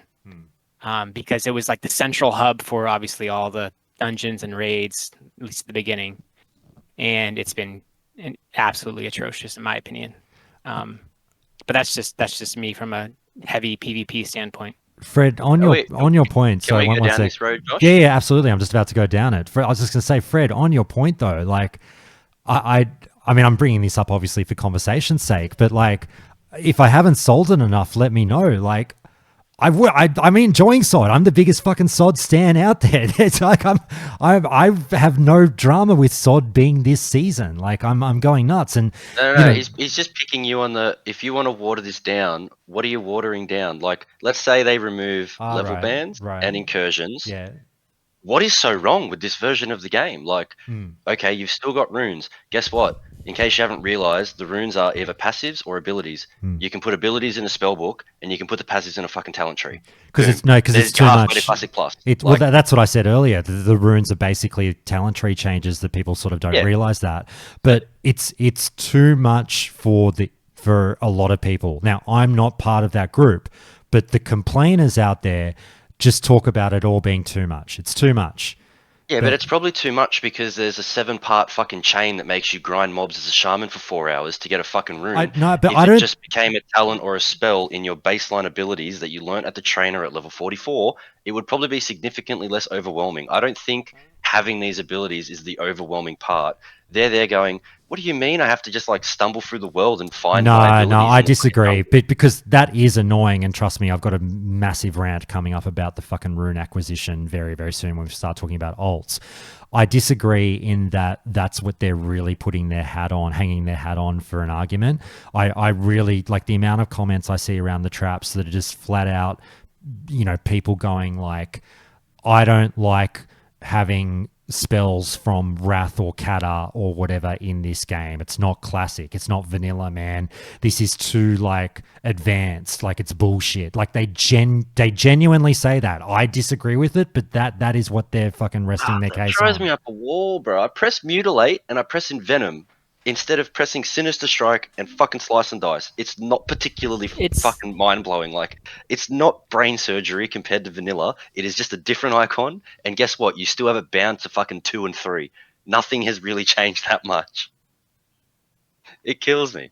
I feel like SoD's complications are blown out of the water just because it's many things overlapping. Oh, I agree. The band, I agree. incursion, runes to learn these abilities. If you just put the abilities on a trainer and you just quested and leveled, I reckon the average codger that's so upset would not be anywhere near as overwhelmed. Oh no, I said this a while ago. Let me say this, and I want to see if people agree or disagree. I'm pretty sure I said this on the podcast a few weeks ago. If Season of Discovery was titled any other game, not by Blizzard, not in the Warcraft franchise, people would be sucking its dick. Yeah, it could be something different. Oh, 100%. Anyway, sorry, Streets, you were going to say something? No. I wanted my rant about Blackrock Mountain, and I'm good there. But I will follow up with, I think it was Ubiquitous who's talking about, they have made the rogue rotation a lot different than last phase, like with the added rupture and things like that. So it is a little bit different, and it's not just cut to the chase and venom the entire time. And especially if you go like MPA for your raid. They have to maintain rupture. They need 3 more neurons to operate this character. I do apologize. I was simplifying. Mind you, it was Mutilate and Venom for the last 2 phases or whatever it was. Yeah, correct. They have changed. And that's when they all quit, mind you. The guys that are still playing, they haven't quit because it's complicated now. They quit when it was still brain dead. Vestige, let me ask you about your paladin. Like, how would you feel about going back to vanilla paladin for the next season, but now you have a taunt? Congratulations, and that's pretty much it. No, I would never play. Oh, wait, sorry. I'll give you Crusader Strike as well. 2% chance to play. Like it's the night and day. It's literally SoD has made my spec viable. It's when I signed up in 2005 to play this game, I wanted to be a paladin. I wanted to be a holy warrior that beat the shit out of people and did it for a religious reason or something. It was like an amazing idea, and I loved the concept of it. And then I got to play the game, and I realized, nope, you're stuck in the dress and going to heal. This SoD literally made my wet dreams come true because it said, hey, you get to go back to that time, to that game, and play the class that you thought you could have played. But what if the next season? What if the next season? Sorry, just to challenge you on that one. What if the next season says, no, Vestige, we'll give you that feeling as well. We'll make you a powerful holy warrior, just with fewer buttons to press. I'd like to see them try. I mean, it's just like, I just don't think how you can do it. They've done it now, and I just can't see it happening. I just literally just can't see it happening. All right. That's something about the simplicity in having so few keys is just a dilemma for the devs. Like, Okay, we'll make Ret Pallies viable in vanilla as DPS because Crusader Strike just hits for 4K while everything else does fuck all. Yeah, That's now it's gonna just push bad. one button, everything Like, dies. that's just bad design. It's not fun. Even though, I do viable DPS, I don't think that they would like that. There'd be some guys that are just brain dead and they go, no, it's fine. But it would be better to still do, if he's going to do 4K DPS, what's wrong with pressing 4 buttons to do it? And they actually might even proc off each other. One will be a guaranteed crit because XYZ happened. How's that worse than just one button and it just does 4K damage every second? You press it every second and you can do 4K DPS.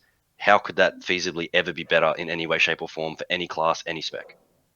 I don't get it. It's a really interesting discussion, and this will, as you say, ubiquitous, rustle a lot of jimmies. There will be a lot of people, I have no doubt, that really don't want vanilla classes to be changed at all for the next season. Just to give us the vanilla version and buff their damage will be the line. And there will be a lot of other people, like you're hearing on this podcast, saying like, that doth butter no parsnips for me. I need a little bit more than just, the vanilla rotation with buffed damage. Really, really interesting to see where it goes. And no one's wrong. You can have your likes and dislikes, but it's a shame that Tito maybe should have been here. It's a shame we didn't have.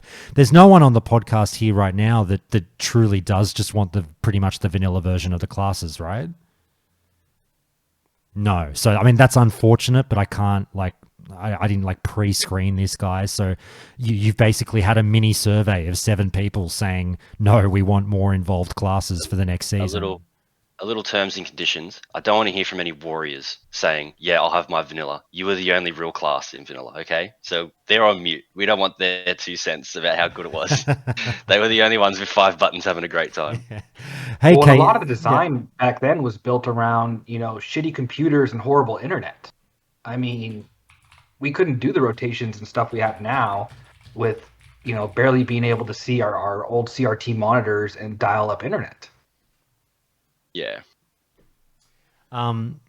Guys, we'll wrap this one up because I do want to start talking about MC because I could only record for about another hour and 10 minutes. We'll wrap it up there, actually. That's a good sort of warm-up. Yubi, any final thoughts before... You're devising your own little fucking survey of your own, aren't you, mate? Yes, I am. I'm doing it for the love of the game, and even if it falls on its face, I don't particularly mind. I just need it out there because I'm so sick of shit-worded surveys, that literally just provide useless information. So... I'll be sharing that around at some stage. I don't want it to be a lazy, I made this in 10 minutes at morning tea on my phone on SurveyMonkey survey. I'm putting a decent amount of work into it. And I'm getting some of the guys to help me out with it. And yeah, I'll mention that on here when it does come out. And hopefully people are willing to actually read it for 30 minutes. And it will be designed in a manner where it will suggest ideas to you that maybe you can say, hey, that is an okay idea. I wouldn't mind that. Yeah. Instead of just, would you like to see this changed? It will be, do you like any of these ideas as a way to change this instead? We'll try and get some responses from whatever reach we can get through Countdown and forward it on to a Grand and shit and see where that goes. Good. Yeah, we'll see where it goes. Yeah, post it on Reddit and you'll get called all the names in the world for some of the questions you've included. But... I can't wait to get Reddit's 2 cents. I love their opinions. They'll love that. All right, look, guys, let's go MC. Grantor, Streets, time to shine. Fred will jump in as well. I'm sure everyone will have something to say. You guys were very excited to come back on the show. You were so good on the show on the last episode.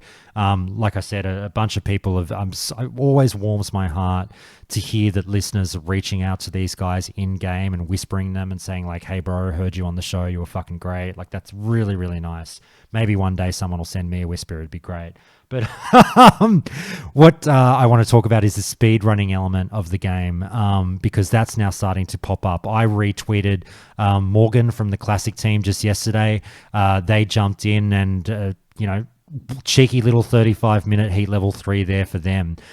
So it looks like now that people are getting a little bit settled into heat level 3 a few weeks in, the game is afoot with the speed running community and they're not really trying too hard yet, but I'm sure it's coming soon. And we've got a couple of guys who are going to be pushing here. Grant, Streets. Grant, tell me what you make of, maybe before we just dive into the speed running. You guys were on the show making a lot of cases for some things in MC. I believe some things have been changed. What's your overall assessment of the state of MC right now? So I think it's better than what it was before because, historically, or I guess previously before the updates, you'd be at 225 fire resistance or anything below that, and you just immediately get one shot. Now now you can actually be, a few points below, and you'll just take extra damage. You don't get one shot from that. So I'd say like that update was definitely welcomed. I haven't really done heat level 2 or 1 too much, so I don't really know what the differences are between them, other than I think it's like 96 fire resistance for 2, and then 1 is I know it's like lower boss health and all that too. So yeah, that's my opinion right now on Too easy. on that. Streets, how about you? What's your take on the changes? Yeah, I love the change from the 226 like hard cap. Like I have some numbers I wrote down just for like damage wise. The damage that killed you when you didn't have 226 was called conflagration, hit you for like 100,000 plus whatever. But now the conflagration damage is different. So like if you have 212 fire resistance roughly, the percentage damage of conflagration you'll take is 72% of more of the fire damage you took. For example, let's say you took 1,000 fire damage, you would take an additional 720 damage in conflagration damage with 212 FR, and it scales differently the further you get away from or closer to the 226 number. And eventually you'll take no conflagration damage if you're above 226, if that makes sense. So Guys, they've really scaled it, so you could, if let's say you have some incredible healers, right, you could drop your raid down to 200 FR if they can keep up with the healing. So it does add some sort of dynamic to it where there's a skill behind it, right? So that's what I like. Guys, if anyone in the audience wants to join in now that we're talking MC, please just let me know in Discord chat. KPT, hey mate, welcome. How are you going? Good, how are you? Good, man. Good to hear from you. Look, I'll throw it to you in a second, KPT. Guys, now that those changes have come in, Grant, you said that obviously, understandably, you guys haven't fucking mucked around with the plebs like us in heat level 1. My guild's going to heat level 2 this week, so I think we're already seeing some guilds get a bit of gear from 1, and now they're like, all right, this is a bit ridiculous, let's move on to 2. I will say that the difference, in my opinion, the difference after the nerfs for heat level 1 were night and day. It was ridiculously easy after the nerfs for us. The only trouble was rag, and we wiped once and then got it. It wasn't like much of a trouble. I don't think a pug, a pretty disorganized shitty pug, could do rag right now, and that might be the question of how easy do we want this thing. We asked for 20, we said, hey, could we possibly do 2019 or 2004 MC for heat level 1? They haven't gone in that direction. That's fine, but they made it pretty easy, guys. Like, they haven't delivered the same level of simplicity, but it's not arguably like not that far off. I don't know. I'm happy to be shouted down on that one. All I can tell you is dive into heat level 1 now and you'll be laughing. Like, people are just mowing through the bosses. And people seem happy, hopefully. But Grant, back to you on heat 3 and what is now seeming to be a firing up speed running community. What did you make of your time? You guys smashed it, did it in an hour. And then, like I said, I posted Morgan coming out and going like, hey, here's a cheeky 35-minute run.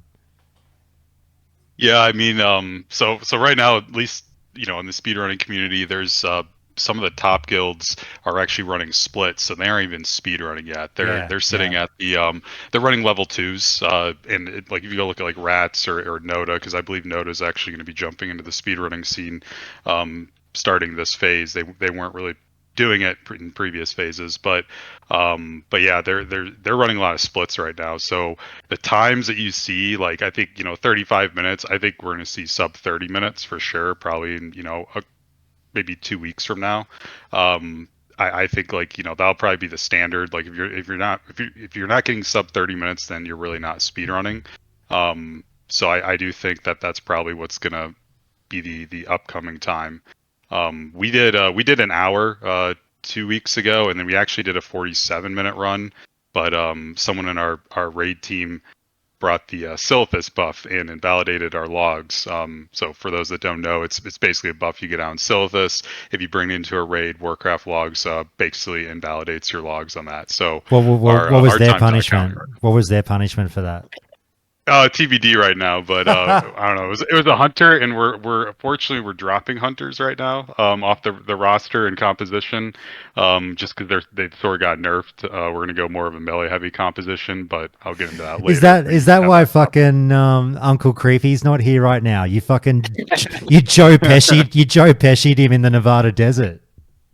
Yeah, exactly. No, he's still on the team. One of my officers, he's probably, I think he's our best hunter that we have in the guild right now. So he'll be the last one standing if we decide to cut back more on hunters. But right now I think we're gonna drop down to 2. We were running 3. So yeah, that's basically the punishment maybe. Yeah. Well, after that interaction the first week with the hunters, I'm not surprised to hear it, but there you go. Look, it's a funny one because I was talking with fan favorite Arcos the other day about this speedrunning shit, and he to be fair, I had some pretty ordinary takes, and he educated me well, which I'm very loath to admit here on the podcast. But he was saying what you're saying. People aren't even speedrunning yet, Josh. Like, this is just people not trying, just who happen to be going fast as they're not trying to go fast. And I was like, oh, okay.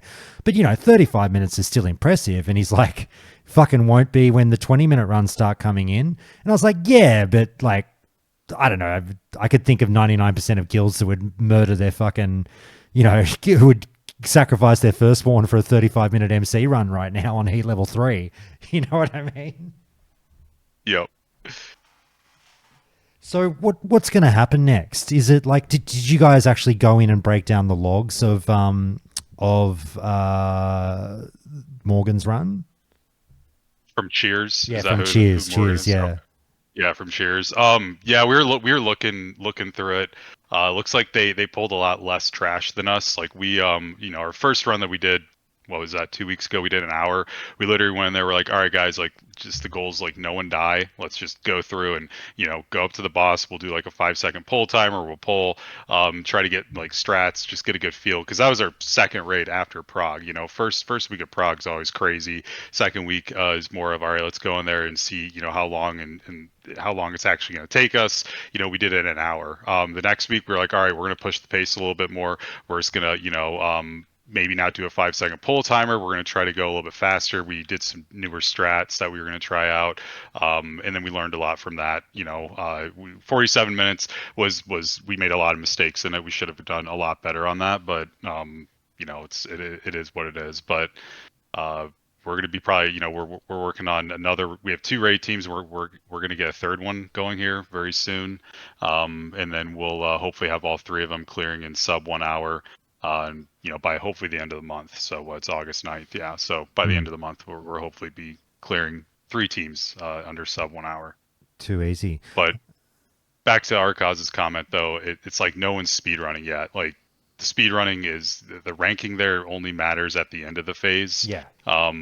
It's not like where you are right now. It's always those last few weeks or where it's critical. So a lot of people try different strats out. They might even hide their logs, not have them out there just so people don't know what they're going to be trying out, stuff like that. It gets to be pretty, you have to really dig through a lot of logs if you want to be competitive. It's like judging a comedian when they're on the road in obscure clubs trialing material as opposed to the final form of the routine. Exactly. Yeah. God, I'm fucking smashing it with these analogies. But anyway, KVT, mate, ubiquitous like that one. I was just gonna ask Grant, like, how long do you think you can keep Heat 3 entertaining for yourselves, even with speed running? Do you reckon we'll see like a 12-week fucking drop off like every other phase, or even less than? Like Sunken Temple was dead after probably 6 weeks, like half the players quit. You reckon Heat 3 is entertaining enough or difficult enough, even factoring in the speed running, to rope everyone along? Yeah, it is for now. We have a lot of players that are really engaged. I think the issue was with ST, it just got dried out and there wasn't a lot to do outside of raid. Right now there's a ton to do, especially if you're trying to do alts. So I think that'll keep people engaged. But as far as like the raid goes, I mean, speedrunning is nice because you can go in there with 4 healers and you can be very comfortable and try different things out. If you want to push yourselves, go a little bit faster. You drop a healer, bring it to DPS. Now you're 3 healing, so people have to play better. It's maybe dispelling, decursing at the right times. You really stress out your players, especially those utility players, their healers. See what their limits are, and eventually, I mean, I think we're going to be trying to get down to 2 healers with probably 2 shadow priests. That'll probably be what the composition will look like. Because if you have a raid team that can do mechanics perfectly, dodge all the incoming damage, and your healers just have to focus heals on the tanks and the unavoidable damage, then it's if everyone plays perfectly per se, you could probably jump down to like 2 healers, I think. So I think, with speedrunning, the reason why it's entertaining so long is you work towards getting better and better every single week. It's your own goalpost. The loot and stuff's kind of irrelevant. It's just exactly. Yeah, no one cares about loot. Yeah, it's like when loot drops, it's just like it's like chore at the end of the raid. It's like, oh great, now we have to fucking do this, dish this shit out. It's just like it's all very it's very logical decisions too. It's like, hey, we should be rushing their tier pieces, like, let's give this guy 4 set or whatever. We need 6 piece, yeah, exactly. Yeah. So like we do things like that. And yeah, eventually, like running Heat 3 though, this is where I don't know what the loot payouts are between Heat level 3 and 2. Because I know with other teams running splits right now, they're the reason why you run splits is so you get more gear and feed them all to your mains, so your mains are super geared and you go with the BIS team. Well, I have a feeling like, give us another 2 weeks and like our raid team's basically gonna be almost BISed out. Like everyone's gonna have all their tier pieces. So I don't know what the difference is on the gear level, but loot, back to your question or comment, is loot isn't very big for us. It's like it's there to like get us geared up so we can go faster, but it's not like something that I did see a funny comment on the Reddit about Heat 2, and it's like, what a lot of players wanted was give the sweaties fake goalposts. So like there's the cosmetics and all that shit besides speed running. Heat 3 is the same, but more of the same, maybe cosmetics. And now I'm seeing a heap of people comment going, it's not even worth doing Heat 3, just do Heat 2. And it's it's driving me up the wall. It's like, so you never really cared about, like, it's almost like they think that they've duped you guys going, yes, we gave them like a fake reward in cosmetics. And it's like, it doesn't affect them and it doesn't affect you. You're just going to do the hardest barrier of entry possible. They're literally getting more loot. It's what every player wants. There's also one additional boss, like people forget there's about. The extra boss and shit. But it's just funny to see these opinions coming out from obviously slightly less casual players. But if they're on Heat 2, they're not too rubbish. But then they're saying like, nah, we're just going to cruise in Heat 2 all phase because who cares about the glowy weapons? And it's just, I don't know, it's a bit backwards from what I expected. I thought everyone would want to do Heat 3 at some point if they could. I was really surprised to see that because, I mean, I'm generalizing and I realize that those comments are out there, but I feel like the bulk of players right now who are raiding in MC, I would say everybody, for the most part, is happy. Heat level 1 raiders, Heat level 2 raiders, Heat level 3 raiders. Everyone's happy and no one's feeling dicked. They're smashing what they can smash and they're getting their rewards and no one cares what the other fucking tier of player is doing. And that's how it should fucking be. I think it's working really well. Street, sorry, you're going to say something. No, I wasn't. I mean, but I've never done Heat level 1 or 2. So is like Heat level 1 the equivalent to like a UBRS? No. It's harder than that. Okay. But like, I have no idea. It's harder than original MC. It is. But like, how do I put it this way? Okay. If you are an organized guild doing Heat level 1, you will annihilate it. If you are a pug, you will be fine until the end. Until Rack. Sounded like. Okay. Yeah, I've seen a lot of Heat 2 guilds just saying like they just couldn't be asked to have the 226 with pre-BIS or the pre-BIS 226. So they're just going to do Heat 2 until everyone ends up with, like, they have tier pieces with a bit of fire resist on it, and they kind of accidentally stumble their way to 226 to do Heat 3, which is perfect. That's a fine way to go about it. Like, if you can't be bothered to get all the really good crafted shit that has a buttload of fire resist on it. Yeah, but as they're doing Heat 2 and 1, they're getting cores and stuff like that. And then also you have the reels that you can get cores because you're eventually going to want the super juiced FR because it's it actually has stats on it. Just to give you the other stuff doesn't. Just to give you the difference, like post nerf, like week 1, my guild was in there for 3 hours. We wiped, I don't know, fucking 10 times. We only got to we killed Sulfuron and then had to call it for the night after 3 hours, so we didn't full clear, and a lot of wipes along the way. That was week 1. Week 2, post nerf, heat level 1. I think we wiped once on Rag, and that was it. Done in like an hour and 45 or something. So it was a big difference. But sorry, KPT, I've been so rude. Let me throw it over you, mate. I'm sure you're balls deep in MC as well. What are your thoughts on how it's looking right now? And also, if I can direct you maybe to this argument about as Yubi's raising, people sort of saying, oh, as if you do heat level 3. I mean, I disagree with that take, but what do you think on the differences right now? I think Blizzard did an amazing job with the FR and essentially making it so like an already sussed out game come MC.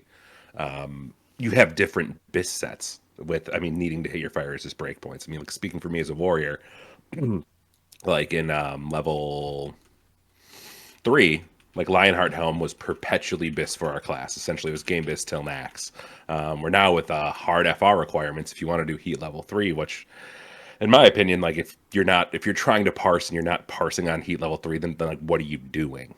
But like back to the original point of like gear sets, like Lionheart Helm, game BIS for warriors until max. Where now you need to hit the 225 breakpoint. So technically, you want to wear your Might Helm because it has FR, where Lionheart does not have FR. So for Blizzard to like essentially ingratiate different BIS gear sets for each different class of an already sussed out 20-year-old game, I think they're doing a great job. Like you can have like your level 2 parsing set, level 1 parsing set, but anyone that really cares about parsing or speedrunning, you're going to be doing it on level 3. All right. It is it's a sweaty fucking little bit of an orgasm when you go into like the BIS list Discord and there's like, here's heat level 1 BIS because you don't need that much fire resist, and then there's like heat 2 BIS because obviously you can put on a more juiced item in a particular slot, and then there's heat 3 BIS, and there's different versions, and obviously like gearing up for like there's a different pre-BIS whether you're going in to heat 3, but that's irrelevant now because you should be able to get some gear. But like there was a dungeon pre-BIS, but you're in a super mega sweaty guild going into heat 3 tomorrow, and that was an entirely separate list from, oh, you're just going into heat 1, get this shit instead, like there's more stats, you'll have more agility or whatever. That was a very fun week. It was a very nice twist on the pre-BIS part of the game that everyone seems to unanimously enjoy. Yeah, like they did a very good job. Like I'm sure they looked at the breakpoints and like, oh well, what can each class wear and et cetera, et cetera. So like they did a great job of making it with how easy, like you were saying, even week 1, like with how easy level 1 was for most every guild, and not like welcoming and not as challenging as like level 2 or even nearly as level 3. Like they did a very good job of if they were hunting for player retention for this phase, they did a very good job of like there will be a steadily you will feel your player power increase every week just from getting tier pieces with fire resist on them. Yeah, it's a good point you mentioned. Like, I don't know how much they did look into it, but the more juiced up crafted gear and the fact that fiery cores and stuff are so accessible is an absolute masterstroke. Because when they were hinting like, oh, you guys might need some fire resist, I was going, oh, for fuck's sake, we're gonna see like level 60 greens of fire resistance selling for like 1,000 gold, and you had to wear it. Like you just have this shit green because it had fire resistance on it in a slot, and that would be BIS because the resistance was so required. But they nipped that in the bud by having all these good alternatives.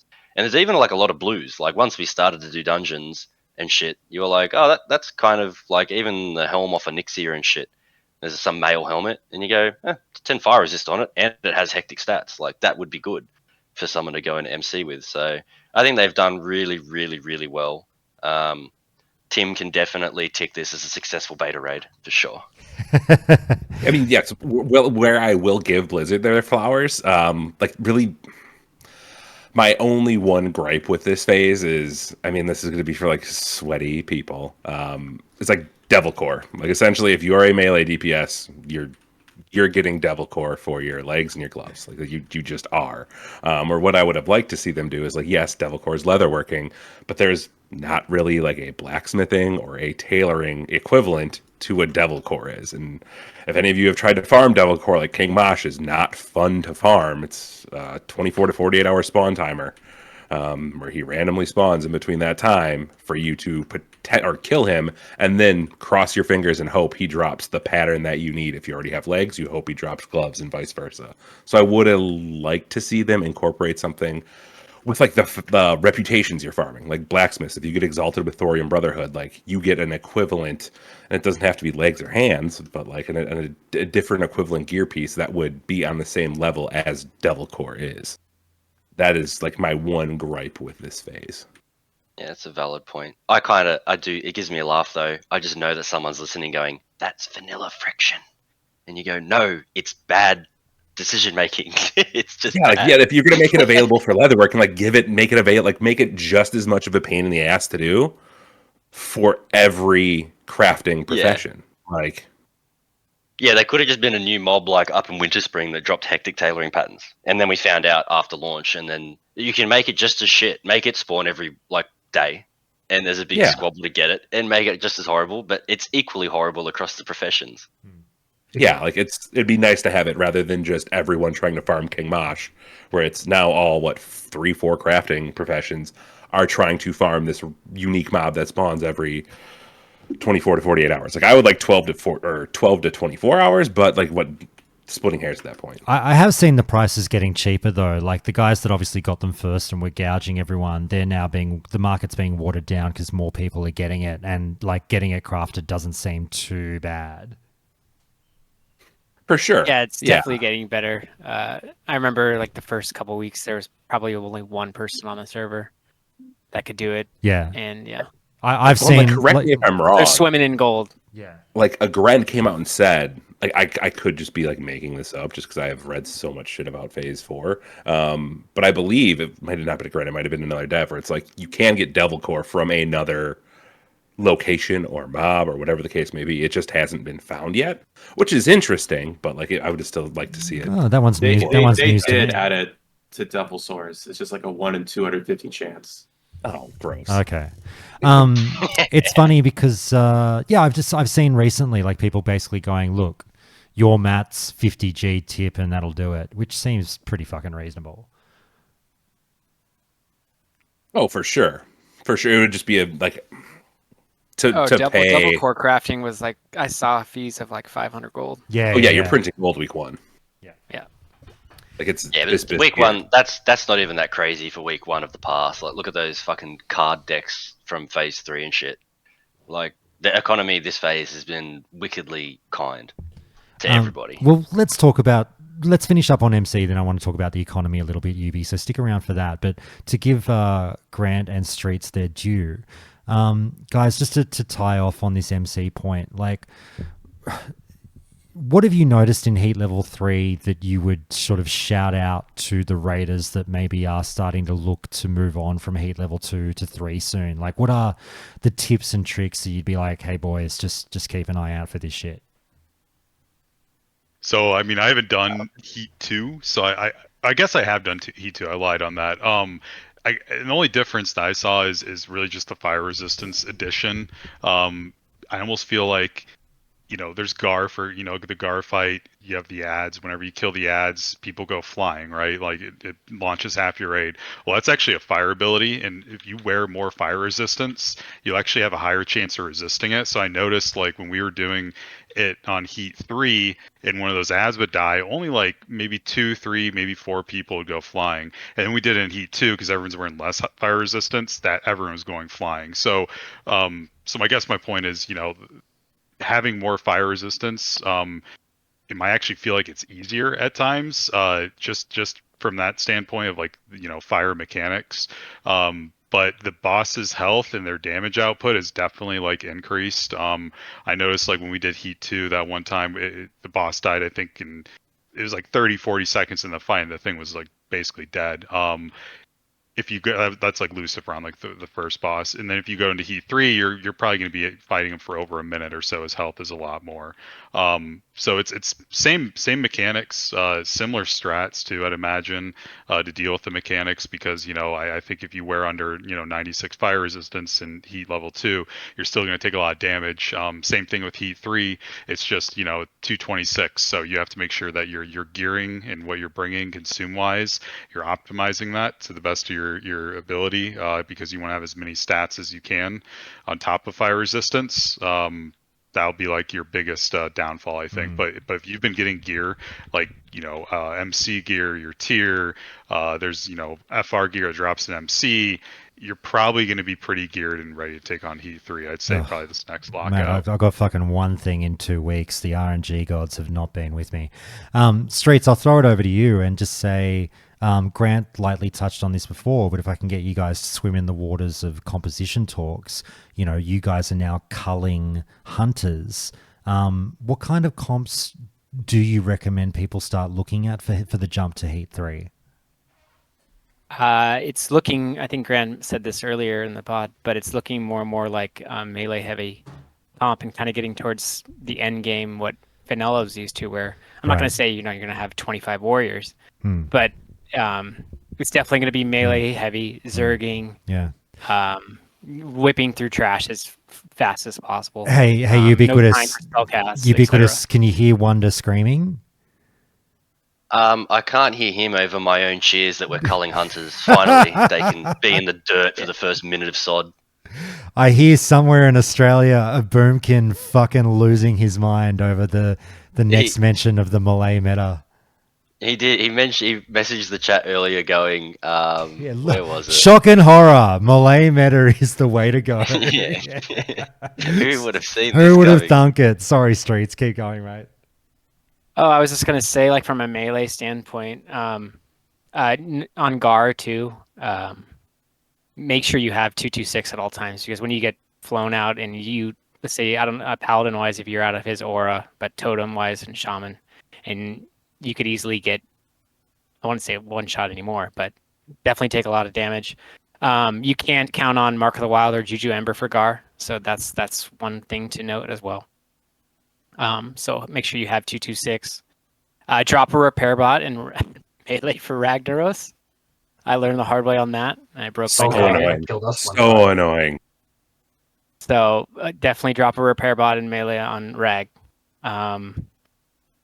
Yeah, I'm trying to think of anything else really. So what he just one. What does he do? Does he one shot and break your weapons? We have 2 Ps. Sorry. Does he one shot and break your weapons? Yeah, he broke my dagger and it was pretty much full. He just does insane damage to your weapons, and so if you're not careful, you can break your weapon during the fight. Yeah, from full repair to breaking your weapon. Yeah, it's just a really nasty, dumb, but whatever. It's what it is. So you just drop a repair bot, and you can literally repair in the middle of the fight if you want. So, but yeah, like cheat sheet for rogues. Baron Geddon, the 2 set for Night Slayer, is you take 50% less AoE damage when you pop feint, so you could tank the Inferno damage for sure. Take a greater fire protection pot. That set bonus, being a massive Wrath enthusiast, brought a big smile to my face, because that's how it works by default. It still costs energy, which I'm a little, but it's uptime is better than sitting out and waiting for Inferno to be done. Yeah. Beware of the dog abilities when you're pulling trash really fast, because if they sleep your tank or disorient your tank and then get onto you, you're pretty much going to die. So, with world buffs, that doesn't feel great. All right. Yeah, those are the big ones. Anything else? Anything we were leaving on the table, MC wise, guys, that you really wanted to chat before we move on? I think I'm good. No, I think we covered it. All good. Yeah, I mean, just kudos to Blizz on even fights like Gar, where you need a different fire resist set for even being within the raid, because you'll purge Mark.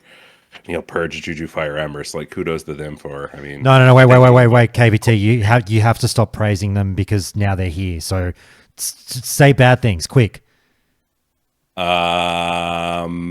Ragnaros is super annoying. Don't let him break melee weapons. There you go. Yeah, fuck you. That's a good one. That's a good one. Oh, quick, Yubi, get toxic. I can't. I like the raid. I think it's probably, even though it's predominantly what we've already seen before, I like it more than the other ones. Well, it's the one thing I was going to say is like you guys were understandably on here just 2 weeks ago, sort of saying, all right, like we need to talk about some serious changes to this raid. Changes were thrown out there, and I can't help but hear the U-turn that you guys have done. You seem really, really happy with it. Like, have they nailed it? I would think they did a really good 180 in my opinion, and the hard FR cap was a nice change that they went to kind of a softer one where you still need 200 at least, 205, 210, but the fact that you can still live through that is great. And the boss mechanics, they're still kind of the season of mastery mechanics, but they're fun, and it's gonna be really, really fun to figure out strats to speedrun the best way, which things to skip, where to speed pot, where to, do whatever. It'll be really, really fun.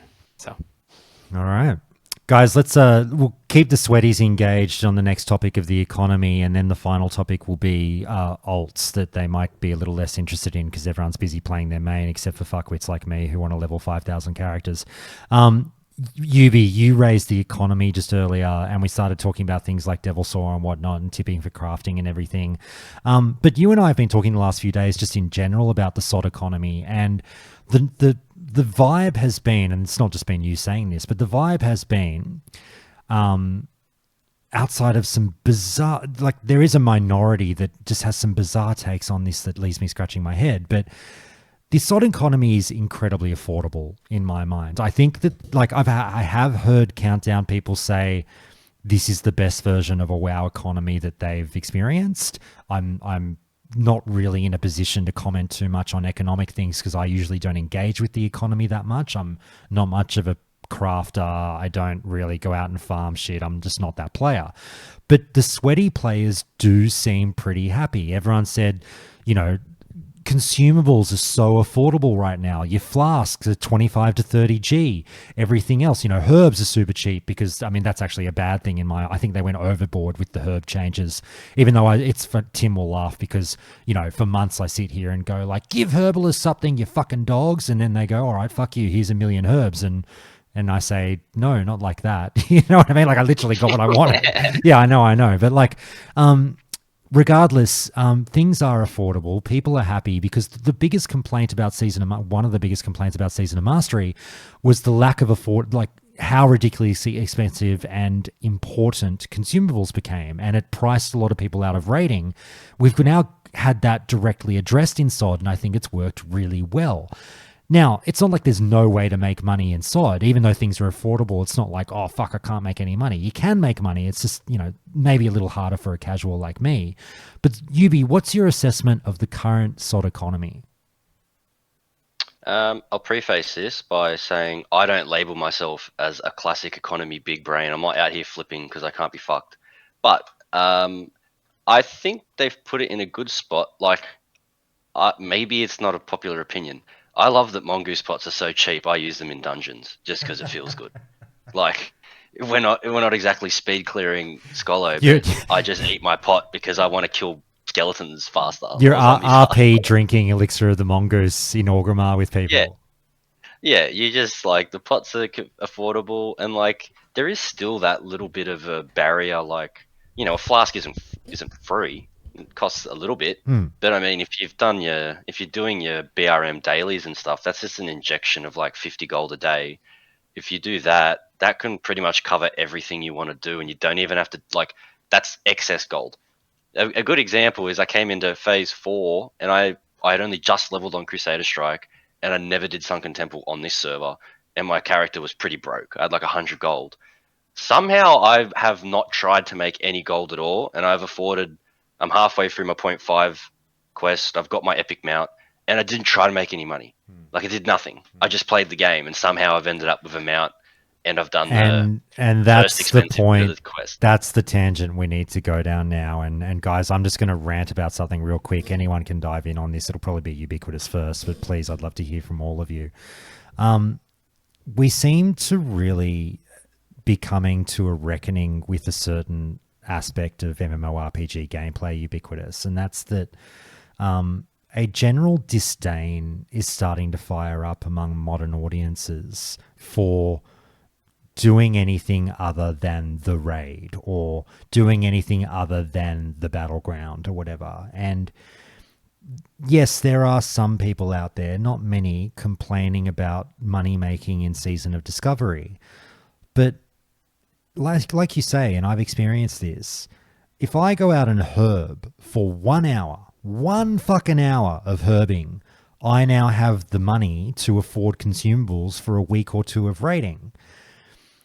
The pushback to that has sort of been, oh, but then you're not playing the game. You have to go out and do something boring like herb you have to not play the game to actually play the game.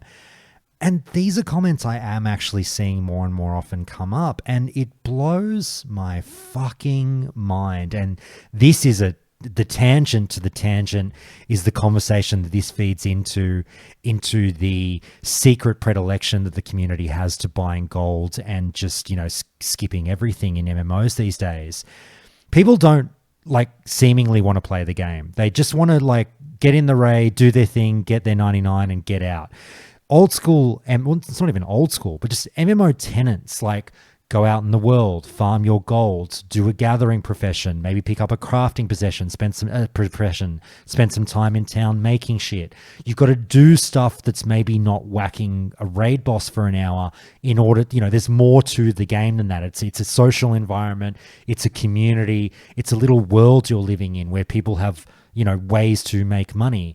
But one of the reasons that people sort of, I think, lean towards gold buying is they really, really don't want to do that in 2024, which breaks my heart, quite frankly. But if you do complain about not being able to make money in SoD, I don't know how to help you. I'm ranting now, Ubiquitous. Maybe you can take the ball and run with it. I've seen a lot of the same sentiment. Maybe it's being a bit derogatory, but I'm adamant that some players just still don't even know do they know that you can just do dungeons and hand in your currency to buy a fucking lava core and sell it on the auction house for the sweaties that are pushing Heat 3 week 2? And boom, you got a quarter of your fucking mount for doing 1 strath because they were so expensive at the very beginning in the big fucking rush. There's ways to make money, and they've tied it in nicely. You want the BRM rep and it gives you gold. So you kind of want to be doing that anyway. And then this new real currency, you can use that to make money, and you get it by doing dungeons, which is playing the game, which is what they said they wanted to do in the first place. So there's plenty of ways to make sufficient gold now, but I just don't know if they fucking know. Just play the game at the moment and you make gold. It's their fucking dream. You don't even have to try. Guys, I'd love to hear. There's still just that tier of devil core. You're gonna have to put your mind towards making some gold to get the mats for that to afford it.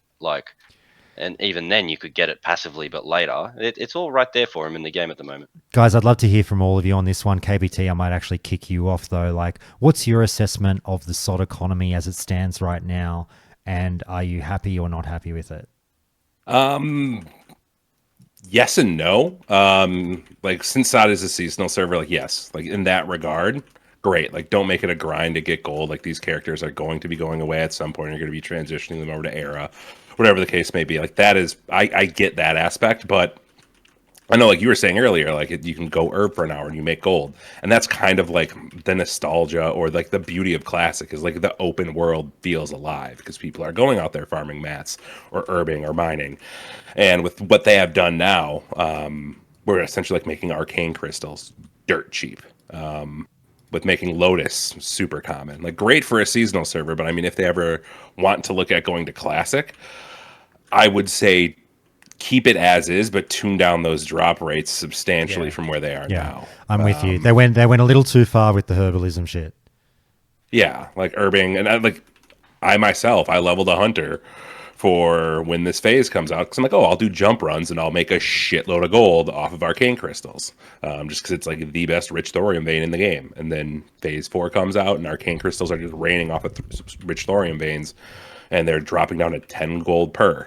So like items like Thunder Fury and Sulfuris are marginally hard to get, but I mean, it's what for Thunder Fury, if they're 10 gold a clip, you're looking at most 1,000 gold to make a legendary, which in this economy is very easy to do. Which again, for a seasonal server, great. But I mean, if you're ever looking at like Classic Plus or having some sort of permanence for characters in game, then you would need to tune, at least at the very least, tune down the drops of unique gatherables from professions. And while we're talking Thunder Fury, by the way, I've been remiss not to bring this up. Shout out to Ginto, our main tank of the guild I'm in on Lone Wolf Brotherhood, who got double bindings on back-to-back bosses, Gar and fucking Baron Geddon last week in MC. We were fucking, even though the rates seemingly, and it is a Fieldscraft thing, the rates seemingly have been jacked up for a seasonal server, still fucking amazing to see. So good on you, Ginto. Happy to see you get those. And like Nostalgia Dad, if you're listening, like thanks again for the backing Brotherhood. They're a great guild, really, really nice people. I couldn't be happier finding them. So even though I'm playing on a million different servers, very, very happy. Shout out to Brotherhood. Anyone else seen a binding? Grant, guys, anyone? Negative. We saw Eye of Sulfuris our first week, and then we saw binding. I think it was Monday night this week. Went to one of our rogues. Thunder Fury is not that impressive, or at least no one's really excited about it. We don't have warrior tank, so it's don't really know where to put that one. But give it to the warlock. Fuck it. No, we've got a warrior main tank, so it's perfectly suits us. Yeah, we've seen both bindings and Eye. Very nice. Double binding and Eye. Yeah. Does it feel? And again, I'm going by Fieldscraft here. Does it feel like eyes are dropping left, right, and center? No. Yeah, it's definitely. I mean, I think it's the legendaries are definitely up for sure. Like you see, I see Hand of Rag everywhere. Oh yeah, sorry. I don't mean literally. More than I see BRE. Yeah. Sorry, Grant. I don't mean like literally everyone's getting one, but I feel like I'm hearing a lot of stories of like, oh, we happen to get an eye. Yeah, definitely. It's a lot more common. I think we've done like 5 raids and we've seen 1 Eye of Rag and 1 binding. So compared to like 2019 Classic, you probably would have not seen any of that by the time we're in 5 weeks in or something. There you go. What do you guys think of this economic chat? I'm not sure if you guys are kind of flippers or economic gurus or anything, or if you care much about making money in WoW, but what's been your assessment so far? I'm always broke. Like I usually spend all I consumes. You always try to bring your best consumes. So I mean the dailies I think helped out. I didn't like the incursions. I think that really inflated it and made things really expensive last phase. Like people were paying $5K, 10K for freaking cards or decks or whatever. That was pretty ridiculous. On that note, though, sorry if I can interrupt. On that note, I want to pull you down that tangent, Grant, and Yubi might get in on this as well. This is a question more than a statement. Is it fair to say that the reaction, the very aggressive reaction to the money that was injected into the economy via the redonkulous gold rewards from the first 8 hours of incursions on day 1 of phase 3, is it fair to say that they were drastically overblown because it hasn't killed any economies anywhere? Yeah, I think that was way overblown. I mean, it was only 8 hours. It was a limited time slot, and by the time people figured out, oh no, but it ruined the game, Grant. Twitter does not forget. I don't know. I mean, things were more expensive, but I don't think it was directly relating to that at all. I think it was there was just a lot of gold in the game. I mean, there still is right now. Like you can easily make a lot of gold. Things are probably a little bit more inflated compared to 2019, but. It's not horrible, I don't think. We have to remember that, Yubi, and tell people to shut the fuck up in the future.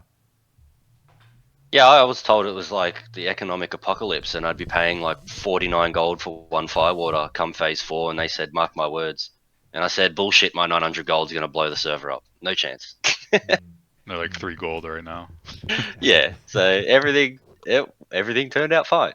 The GPs are like 60 silver. I mean, that's just insane. Well, yeah, if anything, like all it did was inflate the economy for phase 3. Like that's all it did. it did make phase 3 pretty terrible. Was stuff outrageously expensive for the entirety of phase 3? Oh yeah, I was insane. farming Yeah. firewater on my hunter and selling it for 20 gold per firewater. It was beautiful. Yeah. All right. Okay. I had 70 firewater going into phase 4. That was rough. All right. I'll take a half step back then. All right. Fair enough. Guys, Fred, I'm not sure if you've been listening in as well. Any economic thoughts from you? Oh, I think I agree with what your position that the economy is doing quite well. I mean, I think really, I'm still doing it right now. I'm doing real runs, do a quick Scola, do a quick full strat. That's 2 cores. That's 120 gold at the least. Like that's pretty nice. And if you that's not a horrible farm. The cost of the consumes is a lot. I'm in Streets' Guild. Because of the invalidation of Noted's run, we are still world number 4, number 1 on Lone Wolf. And so we are using a lot of consumes in that run, but I'm not going broke. Just from my alchemy transmutes and doing some real runs, I'm actually gaining gold every week. So I really think it is very playable. You don't have to do all that much farming if that's not what you want to do, and still make plenty of gold. Yeah.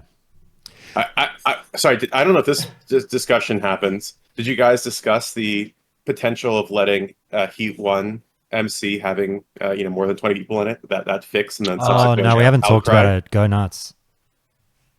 Oh no, okay. Well, I mean, I'm just in favor of it for sure. I mean, it seems to me like the point of Heat Level 1 is for it to be an easy sort of like night with the boys, and if you just so happen to have you have like 24 boys come in, why not? If you have 28, if you just want to do something really chill and just slam it, split the loot, you're getting less loots to Heat 1, you're getting even less loots, you're splitting it more ways. Like, so be it. It seems perfectly fine to me to allow people to have that experience, because again, it's Heat Level 1, and it's not the whole point of Heat Level 1 is it's supposed to be easy. It's not Heat Level 2 or 3 where there's supposed to be some specifically designed challenge for you.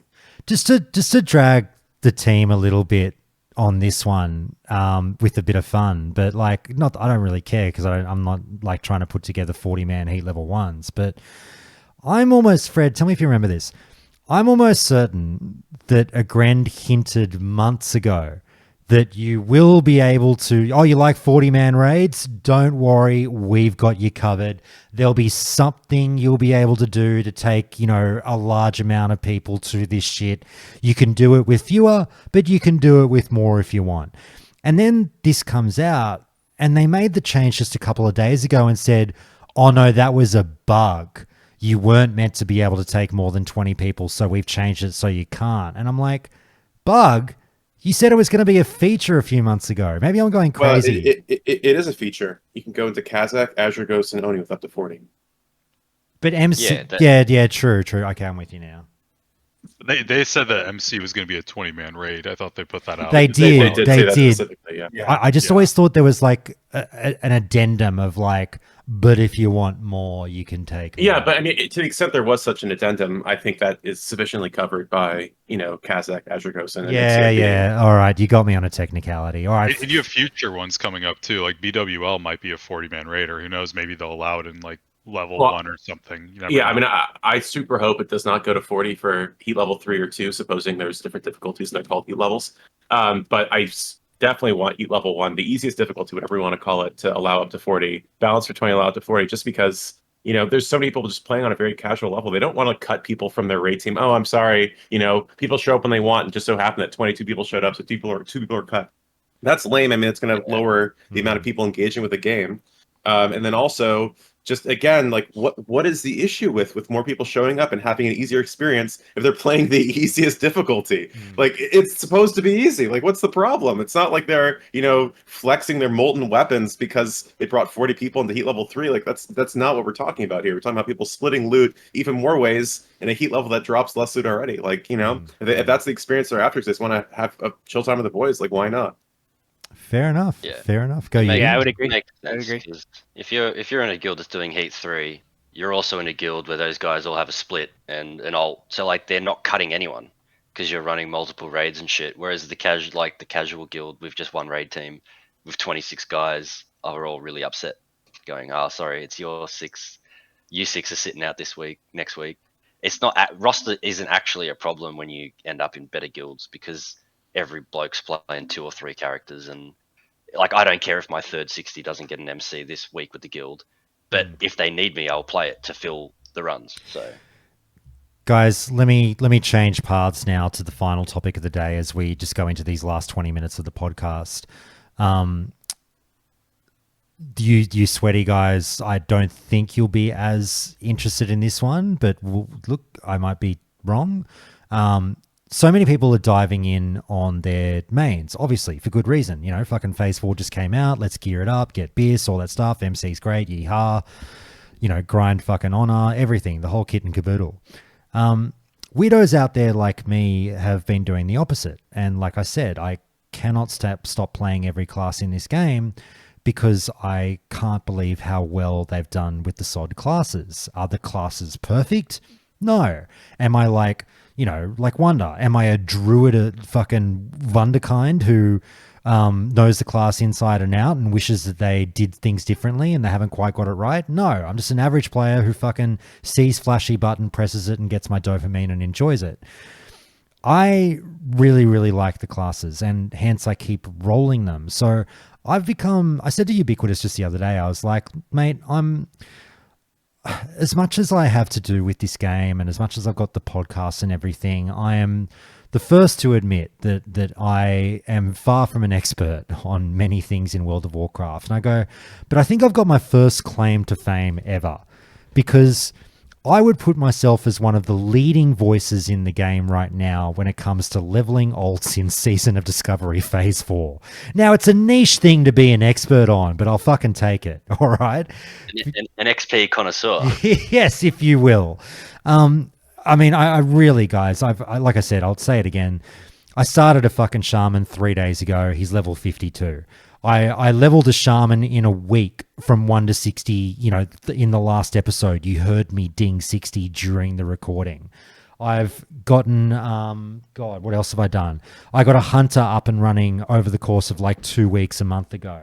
I've leveled a fucking warlock to 40, a fucking, what else have I done? A mage to 50, all in very, very short amounts of time. Now, please listen to the caveat that I'm going to lay down here. I'm not shaming people for not having alts. I have the, you know, the fortune of being able to play at quite frankly what is a shamingly large amount of WoW every day. It's actually disgusting. I'm not particularly proud of it. I'm on, you know, basically a life holiday at the moment. I'm taking some me time and I'm really enjoying playing the game. So I'm not holding other people to the fire and being like, lol, why don't you have 3 alts? That's not what I'm doing here. But, what I do want to start a conversation on is sort of breaking down the stigma a little bit that SoD is alt unfriendly.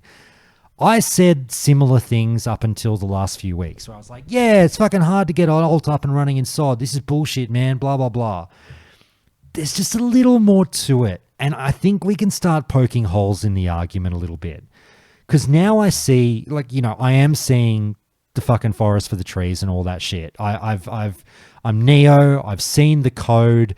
The agents aren't as scary anymore. And I've broken down how to level in this game. And quite frankly, I think it's fucking beautiful. I do have a couple of complaints, and Tim, I see you listening. I will put the boot in when it comes to the runes in about 5 minutes. But for now, the overall experience is it's never been more fun to level an alt in a classic environment for me. I played Vanilla, I played TBC, I played Wrath, played SOM, played SoD. Now that I've worked out and I get it, how to do it in SoD, and it's fair that the information is not out there and people don't know. So I understand why they complain about how hard it is to get an alt up and running. But now that I know, it's fucking the bee's knees. It's beautiful. The devs now have got it all together and they've done a brilliant job. Ubiquitous. You and I worked out the secret sauce. Now, we worked it out some time ago, but you lent me on to another little secret yesterday that blew my mind. It really has been... I'm just going to keep talking for a little bit. Sorry, Ubi, I'm ranting. But, like, guys, if you want to get an alt up and running, there's a few things you need to know. There's some tenets here that need to be said out loud. 10 hours to 25. That's what you're looking at. It takes 10 hours to get to level 25. Collecting runes along the way. 10 hours. Ask yourself if you've got those 10 hours to at least dabble and try a class out at least up to level 25. It's really good fun. Goes by really, really quickly. Do it over the course of a week and you'll love life. Right, now you're at 25. What the fuck do I do next? Josh, the next step is too hard. 60 so far away, blah, blah, blah. Well, obviously, what do? Incursions. Oh, Josh, you said incursions were bad on the podcast a few months ago. You said that they were rotten and they drew people away from the questing experience. And the whole beauty of Vanilla WoW is the open world and the questing, and now you're telling us to go to incursions. Yeah, now I'm telling you to go to incursions. In Phase 3, incursions were no bueno. Why? Because of the spammable nature of them. They did pull you away from the game, and incursions are bad when they make up 100% of your leveling experience. And within that leveling bracket of Phase 3, you could do, and people were doing, 100% of their leveling experience for that phase in that incursion. That's bad. Yubi likes it. I don't. I think that's bad. So what's different, Josh? Well, now it's Phase 4, and you're talking about 1 to 60. And I'm telling you, you will only spend about 17 levels of those 60, maybe 18, 19, let's say 19. 19 levels of your 60 in incursions. You're still going out in the world, you're questing, you're obtaining runes, you're doing dungeons, you're still, it's a whole experience now. And I'm okay with incursions making up a relatively small portion of that. So at 25, get your ass to Duskwood. Trust me, incursions are now soloable. Fucking get out there, solo them. The experience is bonkers, not just from the quests, and this is what people don't realize. The mobs outside and inside the incursion are worth a shitload more experience than everything else in the fucking game. Please go and grind them for 20 minutes. Our friend Axtel did this just 2 hours ago while we started recording. And we said, mate, have you tested out what the mobs give you outside the incursion? No, I'll go have a look right now. What were the next words out of his mouth? Holy fucking shit. He dinged like that. And he said, that's it. This is brilliant. I'm here for the next 5 levels. And I said, good, yes, do that. It makes it more fun. You'll go by quickly. Then you go back to questing. Do your Duskwood incursion from 25 to about, 32, 33, okay? Then go to Ashenvale at 40. Sit there till 50. Now you're done with incursions, right? That's it. That's the secret sauce, guys. I've told you. And we can talk about doing the daily from 53 onwards if you get a group to carry you. It's a little bit different. But I'm winding up this rant and just saying, ubiquitous. We then discovered another interesting thing with the Satyr boss in Ashenvale. 25k experience if you're on a class that can solo it. I was soloing it on a shaman and a paladin. I'm sure more classes can do it. Not many people are in the incursions these days, guys. You do have to go when it's quiet. If someone else hits that boss, it smashes your experience. But if you can do it solo and weave that into incursion grinding, I was getting like 500,000 experience an hour. It's fucking bonkers. Yubi, go. Yeah, I got a tip off from a guildie about the Satyr boss, and then I told Josh to go give it a geese as he was leveling. Yeah, I called you a fucking liar. He was very adamant I was wrong and streamed in Discord to show me I was wrong, and then he killed it and went, fuck.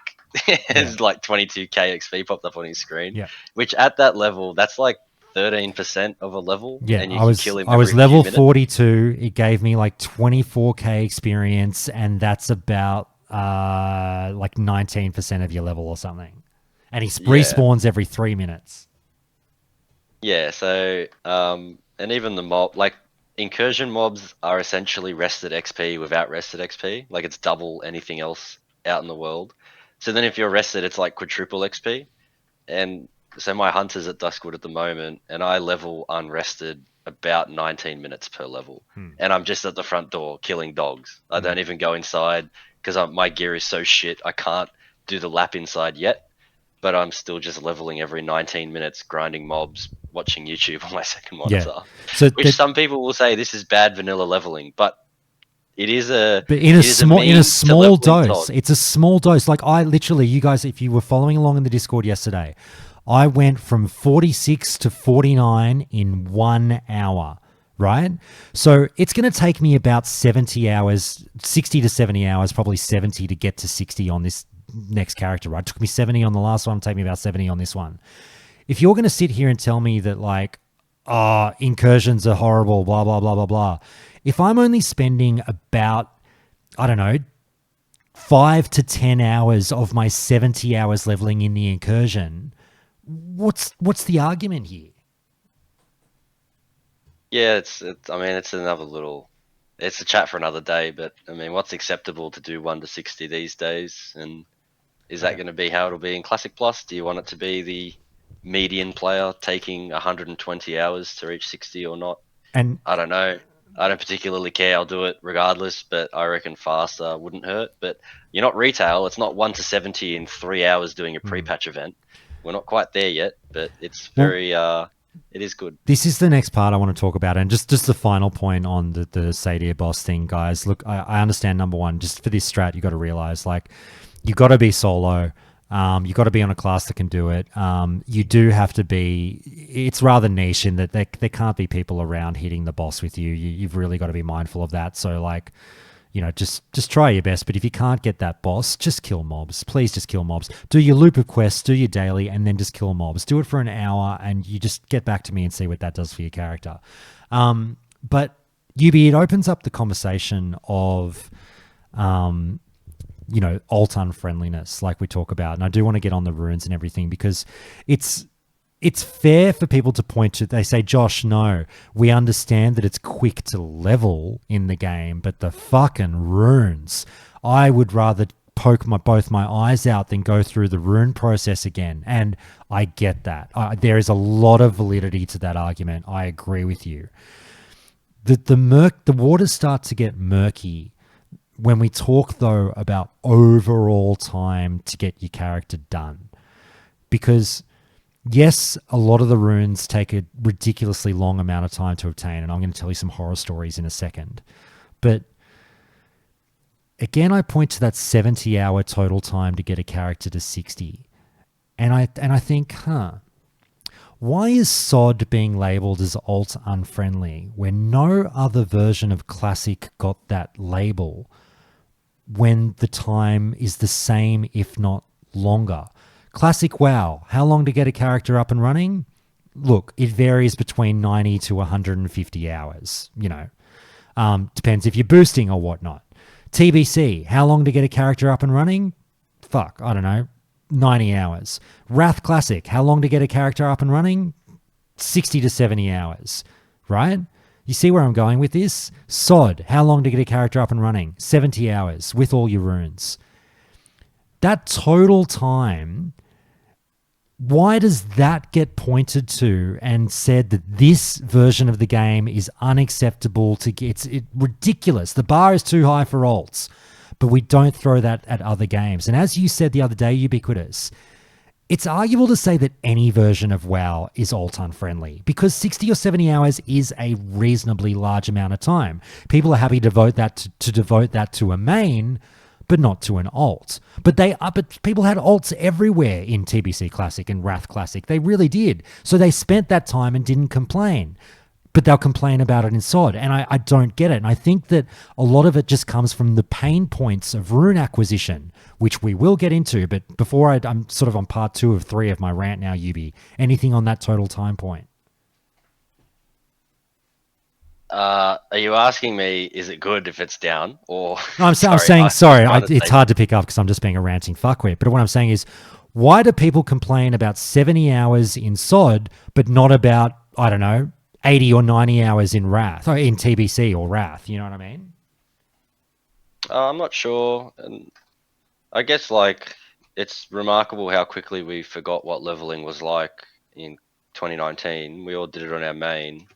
And all I remember is standing in a stony hallway while a man in blue pulled 237 mobs and then AoE'd them down with Blizzard. So, I mean, my opinions on leveling can probably be pretty...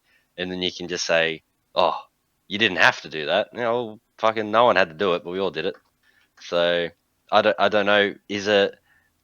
If it taking 40 hours means that everyone's like... And there's no boosting available, everyone's out leveling, is that better than an 80-hour alternative where we just get boosted? I would say it is. So, here's part 3 of the rant, and here's where I will give a bit more love to the people who say it is all unfriendly, because it's not like your points are completely invalid. The rune acquisition system, and Tim, you know I love you, and you know we hurt the ones we love the most. I'm about to fucking give it to you and the team on this point, because I think there's a lot of valid points about the pain point of rune acquisition, and it hurts more because you guys know about this, Tim. You guys readily acknowledged this in the last round of interviews. You know, I asked the question, Hammer Dance, Evan Hart asked the questions. What are we doing about smoothing out the rune acquisition process now that we're in P4 and people might want to try out other classes? And you guys said, yes, we know. You know, the silly runes that require like, you know, 2 or 3 people to get. You know, we don't want to water down like some of the cooler class runes. We're going to keep those, your rogue shit, all that stuff. We're not just going to put it on a vendor for you. That's cool. But, you know, the ones with the multiple people bullshit, yeah, okay, we'll look at that and we'll do something about that for you. My issue is, I'm not a dev. I can't comment on how long it takes to do things and test them. I understand code has to be written, testing has to be done. It's a process. I get that. But if this has been known about for weeks, like we're in the really important time with the phase, like now. If we hold off on these pain points, on fixing them until later and go, oh, we've got more important, and I don't doubt that you've got more important things to do, but like if we wait too long, you will really start to turn people off from ever considering an alt. And it's like, I'll to give you some examples, little things like I had to ask Ubiquitous to come to Feralus with me, just to stand next to me to get one of the shaman runes the other day. And, you know, it was simple enough. I did the social thing. I asked a friend and he helped me and it was great. But like, it was just kind of for nothing. And you guys know that because you talked about like, why are we asking them to get 2 other people to burn the Makura down? Let's just let them solo it. Yes, let them solo it. But it feels like it would be a simple change, but it's not been done yet. Yeah, that one's a little bit of like it needs changing in how it works, and that's like in the middle tier. I'm still like the ones that you struggled with that are just shit drop rates. Just that's where I was going. That's where I was going next. Is like after this. So two of my big horror stories were trying to get Earth Shield and trying to get Mental Dexterity. So it really does boggle my mind how much shamans got dicked in with runes. Like I know priests in phase 4 are claiming the highest amount of dickage right now with that horrible rune that they've got to get. Shamans wore the mantle every phase prior to this. The Earth Shield process is fucking outrageous. That I took me 2 hours the other night, 2 hours at 2:30 in the morning server time, sitting there killing everything that I know, and I do the research. I know what mobs share a spawn point with the earth elementals that I need. I'm killing all the fucking trees, all the fire elementals, and I'm like, it's got to be a 33% spawn rate on an earth elemental, right? It can't be. I saw 50,000 trees and fire elementals, and when I saw an earth elemental, I'm like, oh my god, it's like seeing a mirage. And then not only do you have to beat that low spawn rate chance, you then have a low drop rate chance on the item that you need. It was ridiculous. Like, those things existed in phase. I backed you guys, Tim, when these things existed in the moment. When everyone was complaining in phase 1, 2, and 3 about the low drop rates. Why the fuck does this exist? It's so stupid. Wasn't stupid then when we needed content. The game needed content. It needed shit for people to do, so they weren't just necessarily rushing to cap and, just fucking raid logging and then logging off and saying there's nothing to do in this game. Rune acquisition was important whether you liked it or not. I'm sorry, I supported the team on this one then. But now in P4, when phase 1, 2, and 3 runes are kind of like, bygone, to hold people back from 60 that hard when they are just trying to charge to 60 to catch up, it really hurts. It's a twist of the knife that just hurts. Like those drop rate changes, again, seems like such a simple change, a number configuration. Why hasn't that been done yet? I spent another 2 hours in Tanarus farming fucking thieves and shadow mages. I know you can buy it on the auction house, but it was 20 gold and I don't have a lot of money. So I was like, fuck it, I'll just farm it. I'll do it the old-fashioned way. 2 hours. 2 fucking hours of me screaming at my screen as I murdered not just Shadow Mages and Thieves. I'm a smart player. Everything in the vicinity to try and force the spawn. I killed hundreds of these mobs. I over-leveled it. I was like level 49. They're level 40 to 42. I've got world buffs. I am annihilating these mobs. 2 hours. I don't even want to know how many I killed. And it just felt like I was being held back from 60, like a bully was holding me back, as opposed to this being engaging or fun. And again, I got really triggered because I was like, the guys know this needs to be changed, and I get that there's things that need to be worked on, but surely this is quick work. That's the one thing I really have to pick you up on there, Tim. Yubi, again, rant done. How'd I do? It was impassioned for sure. It was passionate. The one of the other, like, just another angle on it. I feel like it's kind of more important to get this stuff up and running a bit smoother, because like you have a lot of players that did quit in phase 1 and phase 2, and I'm giving them my best sales pitch because you have done a fantastic job of level 60 and everything we have to do. And then they're coming back and they're grinding Earth Elementals for 2 hours and they go, fuck you, Ubi, you lied. Yep. People This is will full of quit. shit. People will 100% quit. They'll try out SoD for phase 4, get told, oh, you got to get these things called runes. They'll try to get their runes and they'll fucking quit. Yeah, so that's just another part. Like, you know, you've made a nice cake at level 60, but I'm struggling to convince people to act like, I've told them the leveling's quick and all that shit, but when it comes to getting their runes, they're just hitting another wall, especially if it's one of those ones like you literally need other players around or whatever. But even just the drop rate, like I would like to think you could just jump in a database and go, it was a, like, fuck fixing the spawns. I don't even mind if it's a shit spawn and you got to kill everything. But when it finally does, please make it drop what they're chasing. And I'm not saying like put them on a vendor, like make this simple as shit. Keep the quests as they are. Fuck it. It is still mildly fun doing it for the 5th time. There are a lot of runes that I don't mind getting.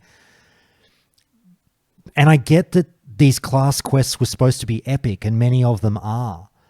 But some, a annoyingly large proportion of them simply just take the piss.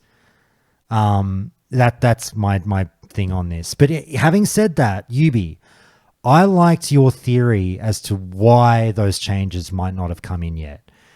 And I subscribe to this. And as much as I'll put the boot into Tim for saying, I feel like this is quick work, why hasn't it been done? As an obnoxious know-nothing non-dev myself, you said, maybe they're working on something else, and that's why. Well, yeah, that's always my copium. I always go back to that, that they're not fixing little things because there's bigger fish to fry. And there's a lot more workload involved in that. But I still am, a little bit of me is like, just jot it down on the notepad at your desk so that when you come in tomorrow, you go, fix that shaman rune. And you just go, oh yeah, I can go nip that in the bud. But like we were shooting the shit yesterday, you're saying like, motherfucker, Josh, they're literally building Classic Plus. They've probably parked all of these things that are mildly annoying to us now in SoD. And that's been pushed so far down the priority list because they're literally building the next season, which does make it a bit more understandable. Tim is building Ogre Kingdom Raid 1.14 right now. That's why he can't fix these runes. I'm sorry. It's confirmed. It is what it is. Oh, sorry, guys. That was quite the rant. Does anyone have anything else to say on me just fucking going ballistic there? No, I have the same kind of views. Basically, leveling feels fine in SoD, but just being held back from the best parts of SoD, which are the new spells and abilities, to things that you can't control. You can't make sure that a certain dungeon's being run to get a rune. You can't control certain other people being in the area to help you get that new rune so you can have those abilities while you level. That's the whole part of having fun in SoD.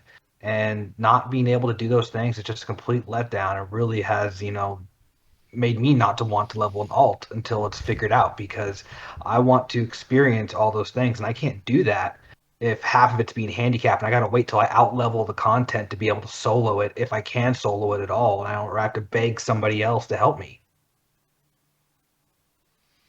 Yeah, and no, Tim, that's a fair point. He goes, Josh, if you get the overtime signed off, I'll get on it right now. That, mate, that's totally fair. And I know that it's like, I know it's not great hearing me bitching about shit like this. You know, it's not. I'm not saying you guys don't work hard. I hope you understand what I'm saying. Like, shit is getting done over there, and this is just not on the priority list. I get it. It's a shame, but I'm just venting.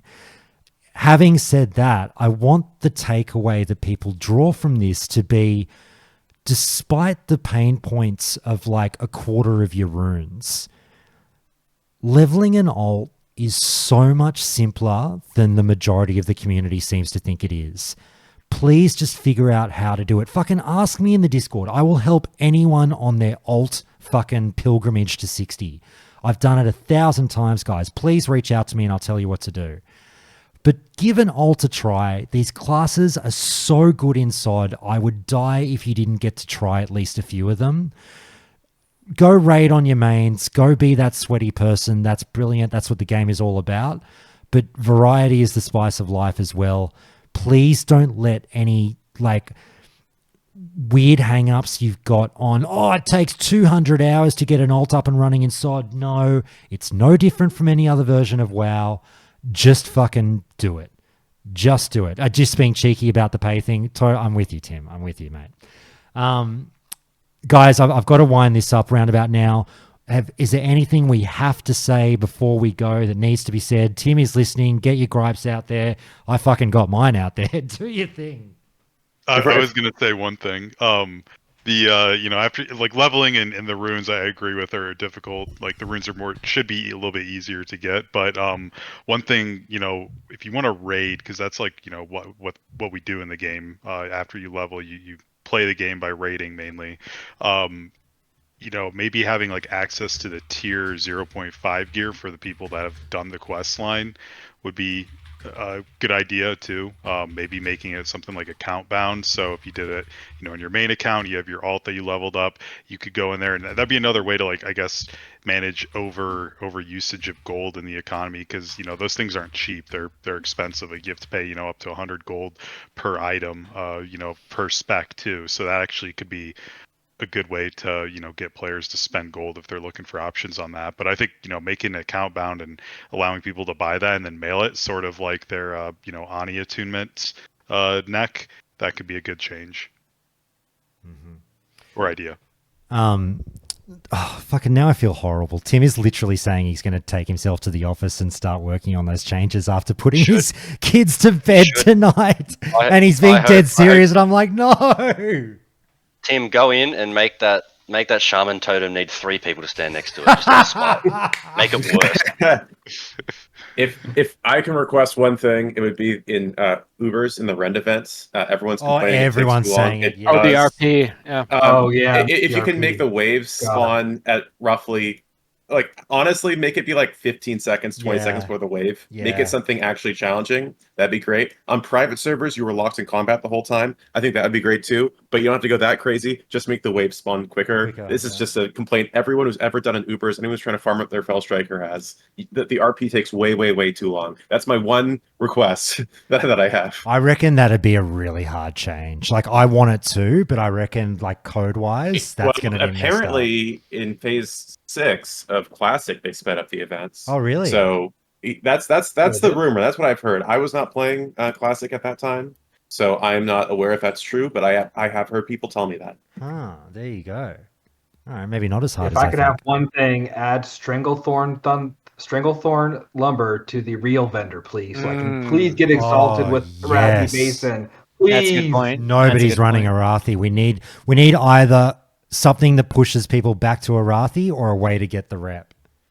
Yeah, Arathi and Warsong. Like, everyone is spamming AV. It's unfortunate because Battlegrounds, like, you look at the Battleground master for both AV and Warsong, there's 0 games sometimes. It's like, it's AVs are still 5 minutes too. Like, they did buff them. They did I not got a enough. whole rant with that, but- Go nuts. yeah. Get it now. Tim's listening. Get it out there. While we're depriving his kids of a AB father. is Do freaking it. busted as hell. Please, for the love of God, make it like it used to be. Make the stupid war masters punt people into the universe if they don't have the damn towers down. Please, for the love of God, make it take more than 5 minutes. Make us actually PvP in a damn PvP battleground. Fucking. I echo that. Yeah. If you want a sad, like a legitimately heartbreaking story, read Discord chat right now. I feel like the world's worst person. You fucking asshole, Tim. His kids miss him, bro. Oh my god. Give All it right. till Monday. Give it till Monday. Yeah. Yeah. Oh my gosh. Anyway, got him. Yeah, boys. Look, I've got to log off. I've got to go. Yubi, I've got to go watch fucking the Wallabies get their asses clapped by the Springboks. Yeah, I desperately need to get off the computer too. My household reputation is looking towards low. hostile. Yeah, no, that's We've gone from friendly. Got to go get some breakfast to bump it back up to honoured. Go. All right, guys. Look, thanks so much. I want to thank everyone individually. You're all fucking legends. I love you. I hope to talk to you again next week. Boys, thanks for joining in the chat. Tim, thanks for listening. Everyone in the audience, love you. Guys, I've got to go to the rugby. I'll catch you later. I'm going to get on the piss and get drunk and talk in the Discord later when I've had too many. Unhinged rant incoming. Thanks, guys. That was fun. Thanks, guys. Later, Bye. thanks, guys. Thanks all.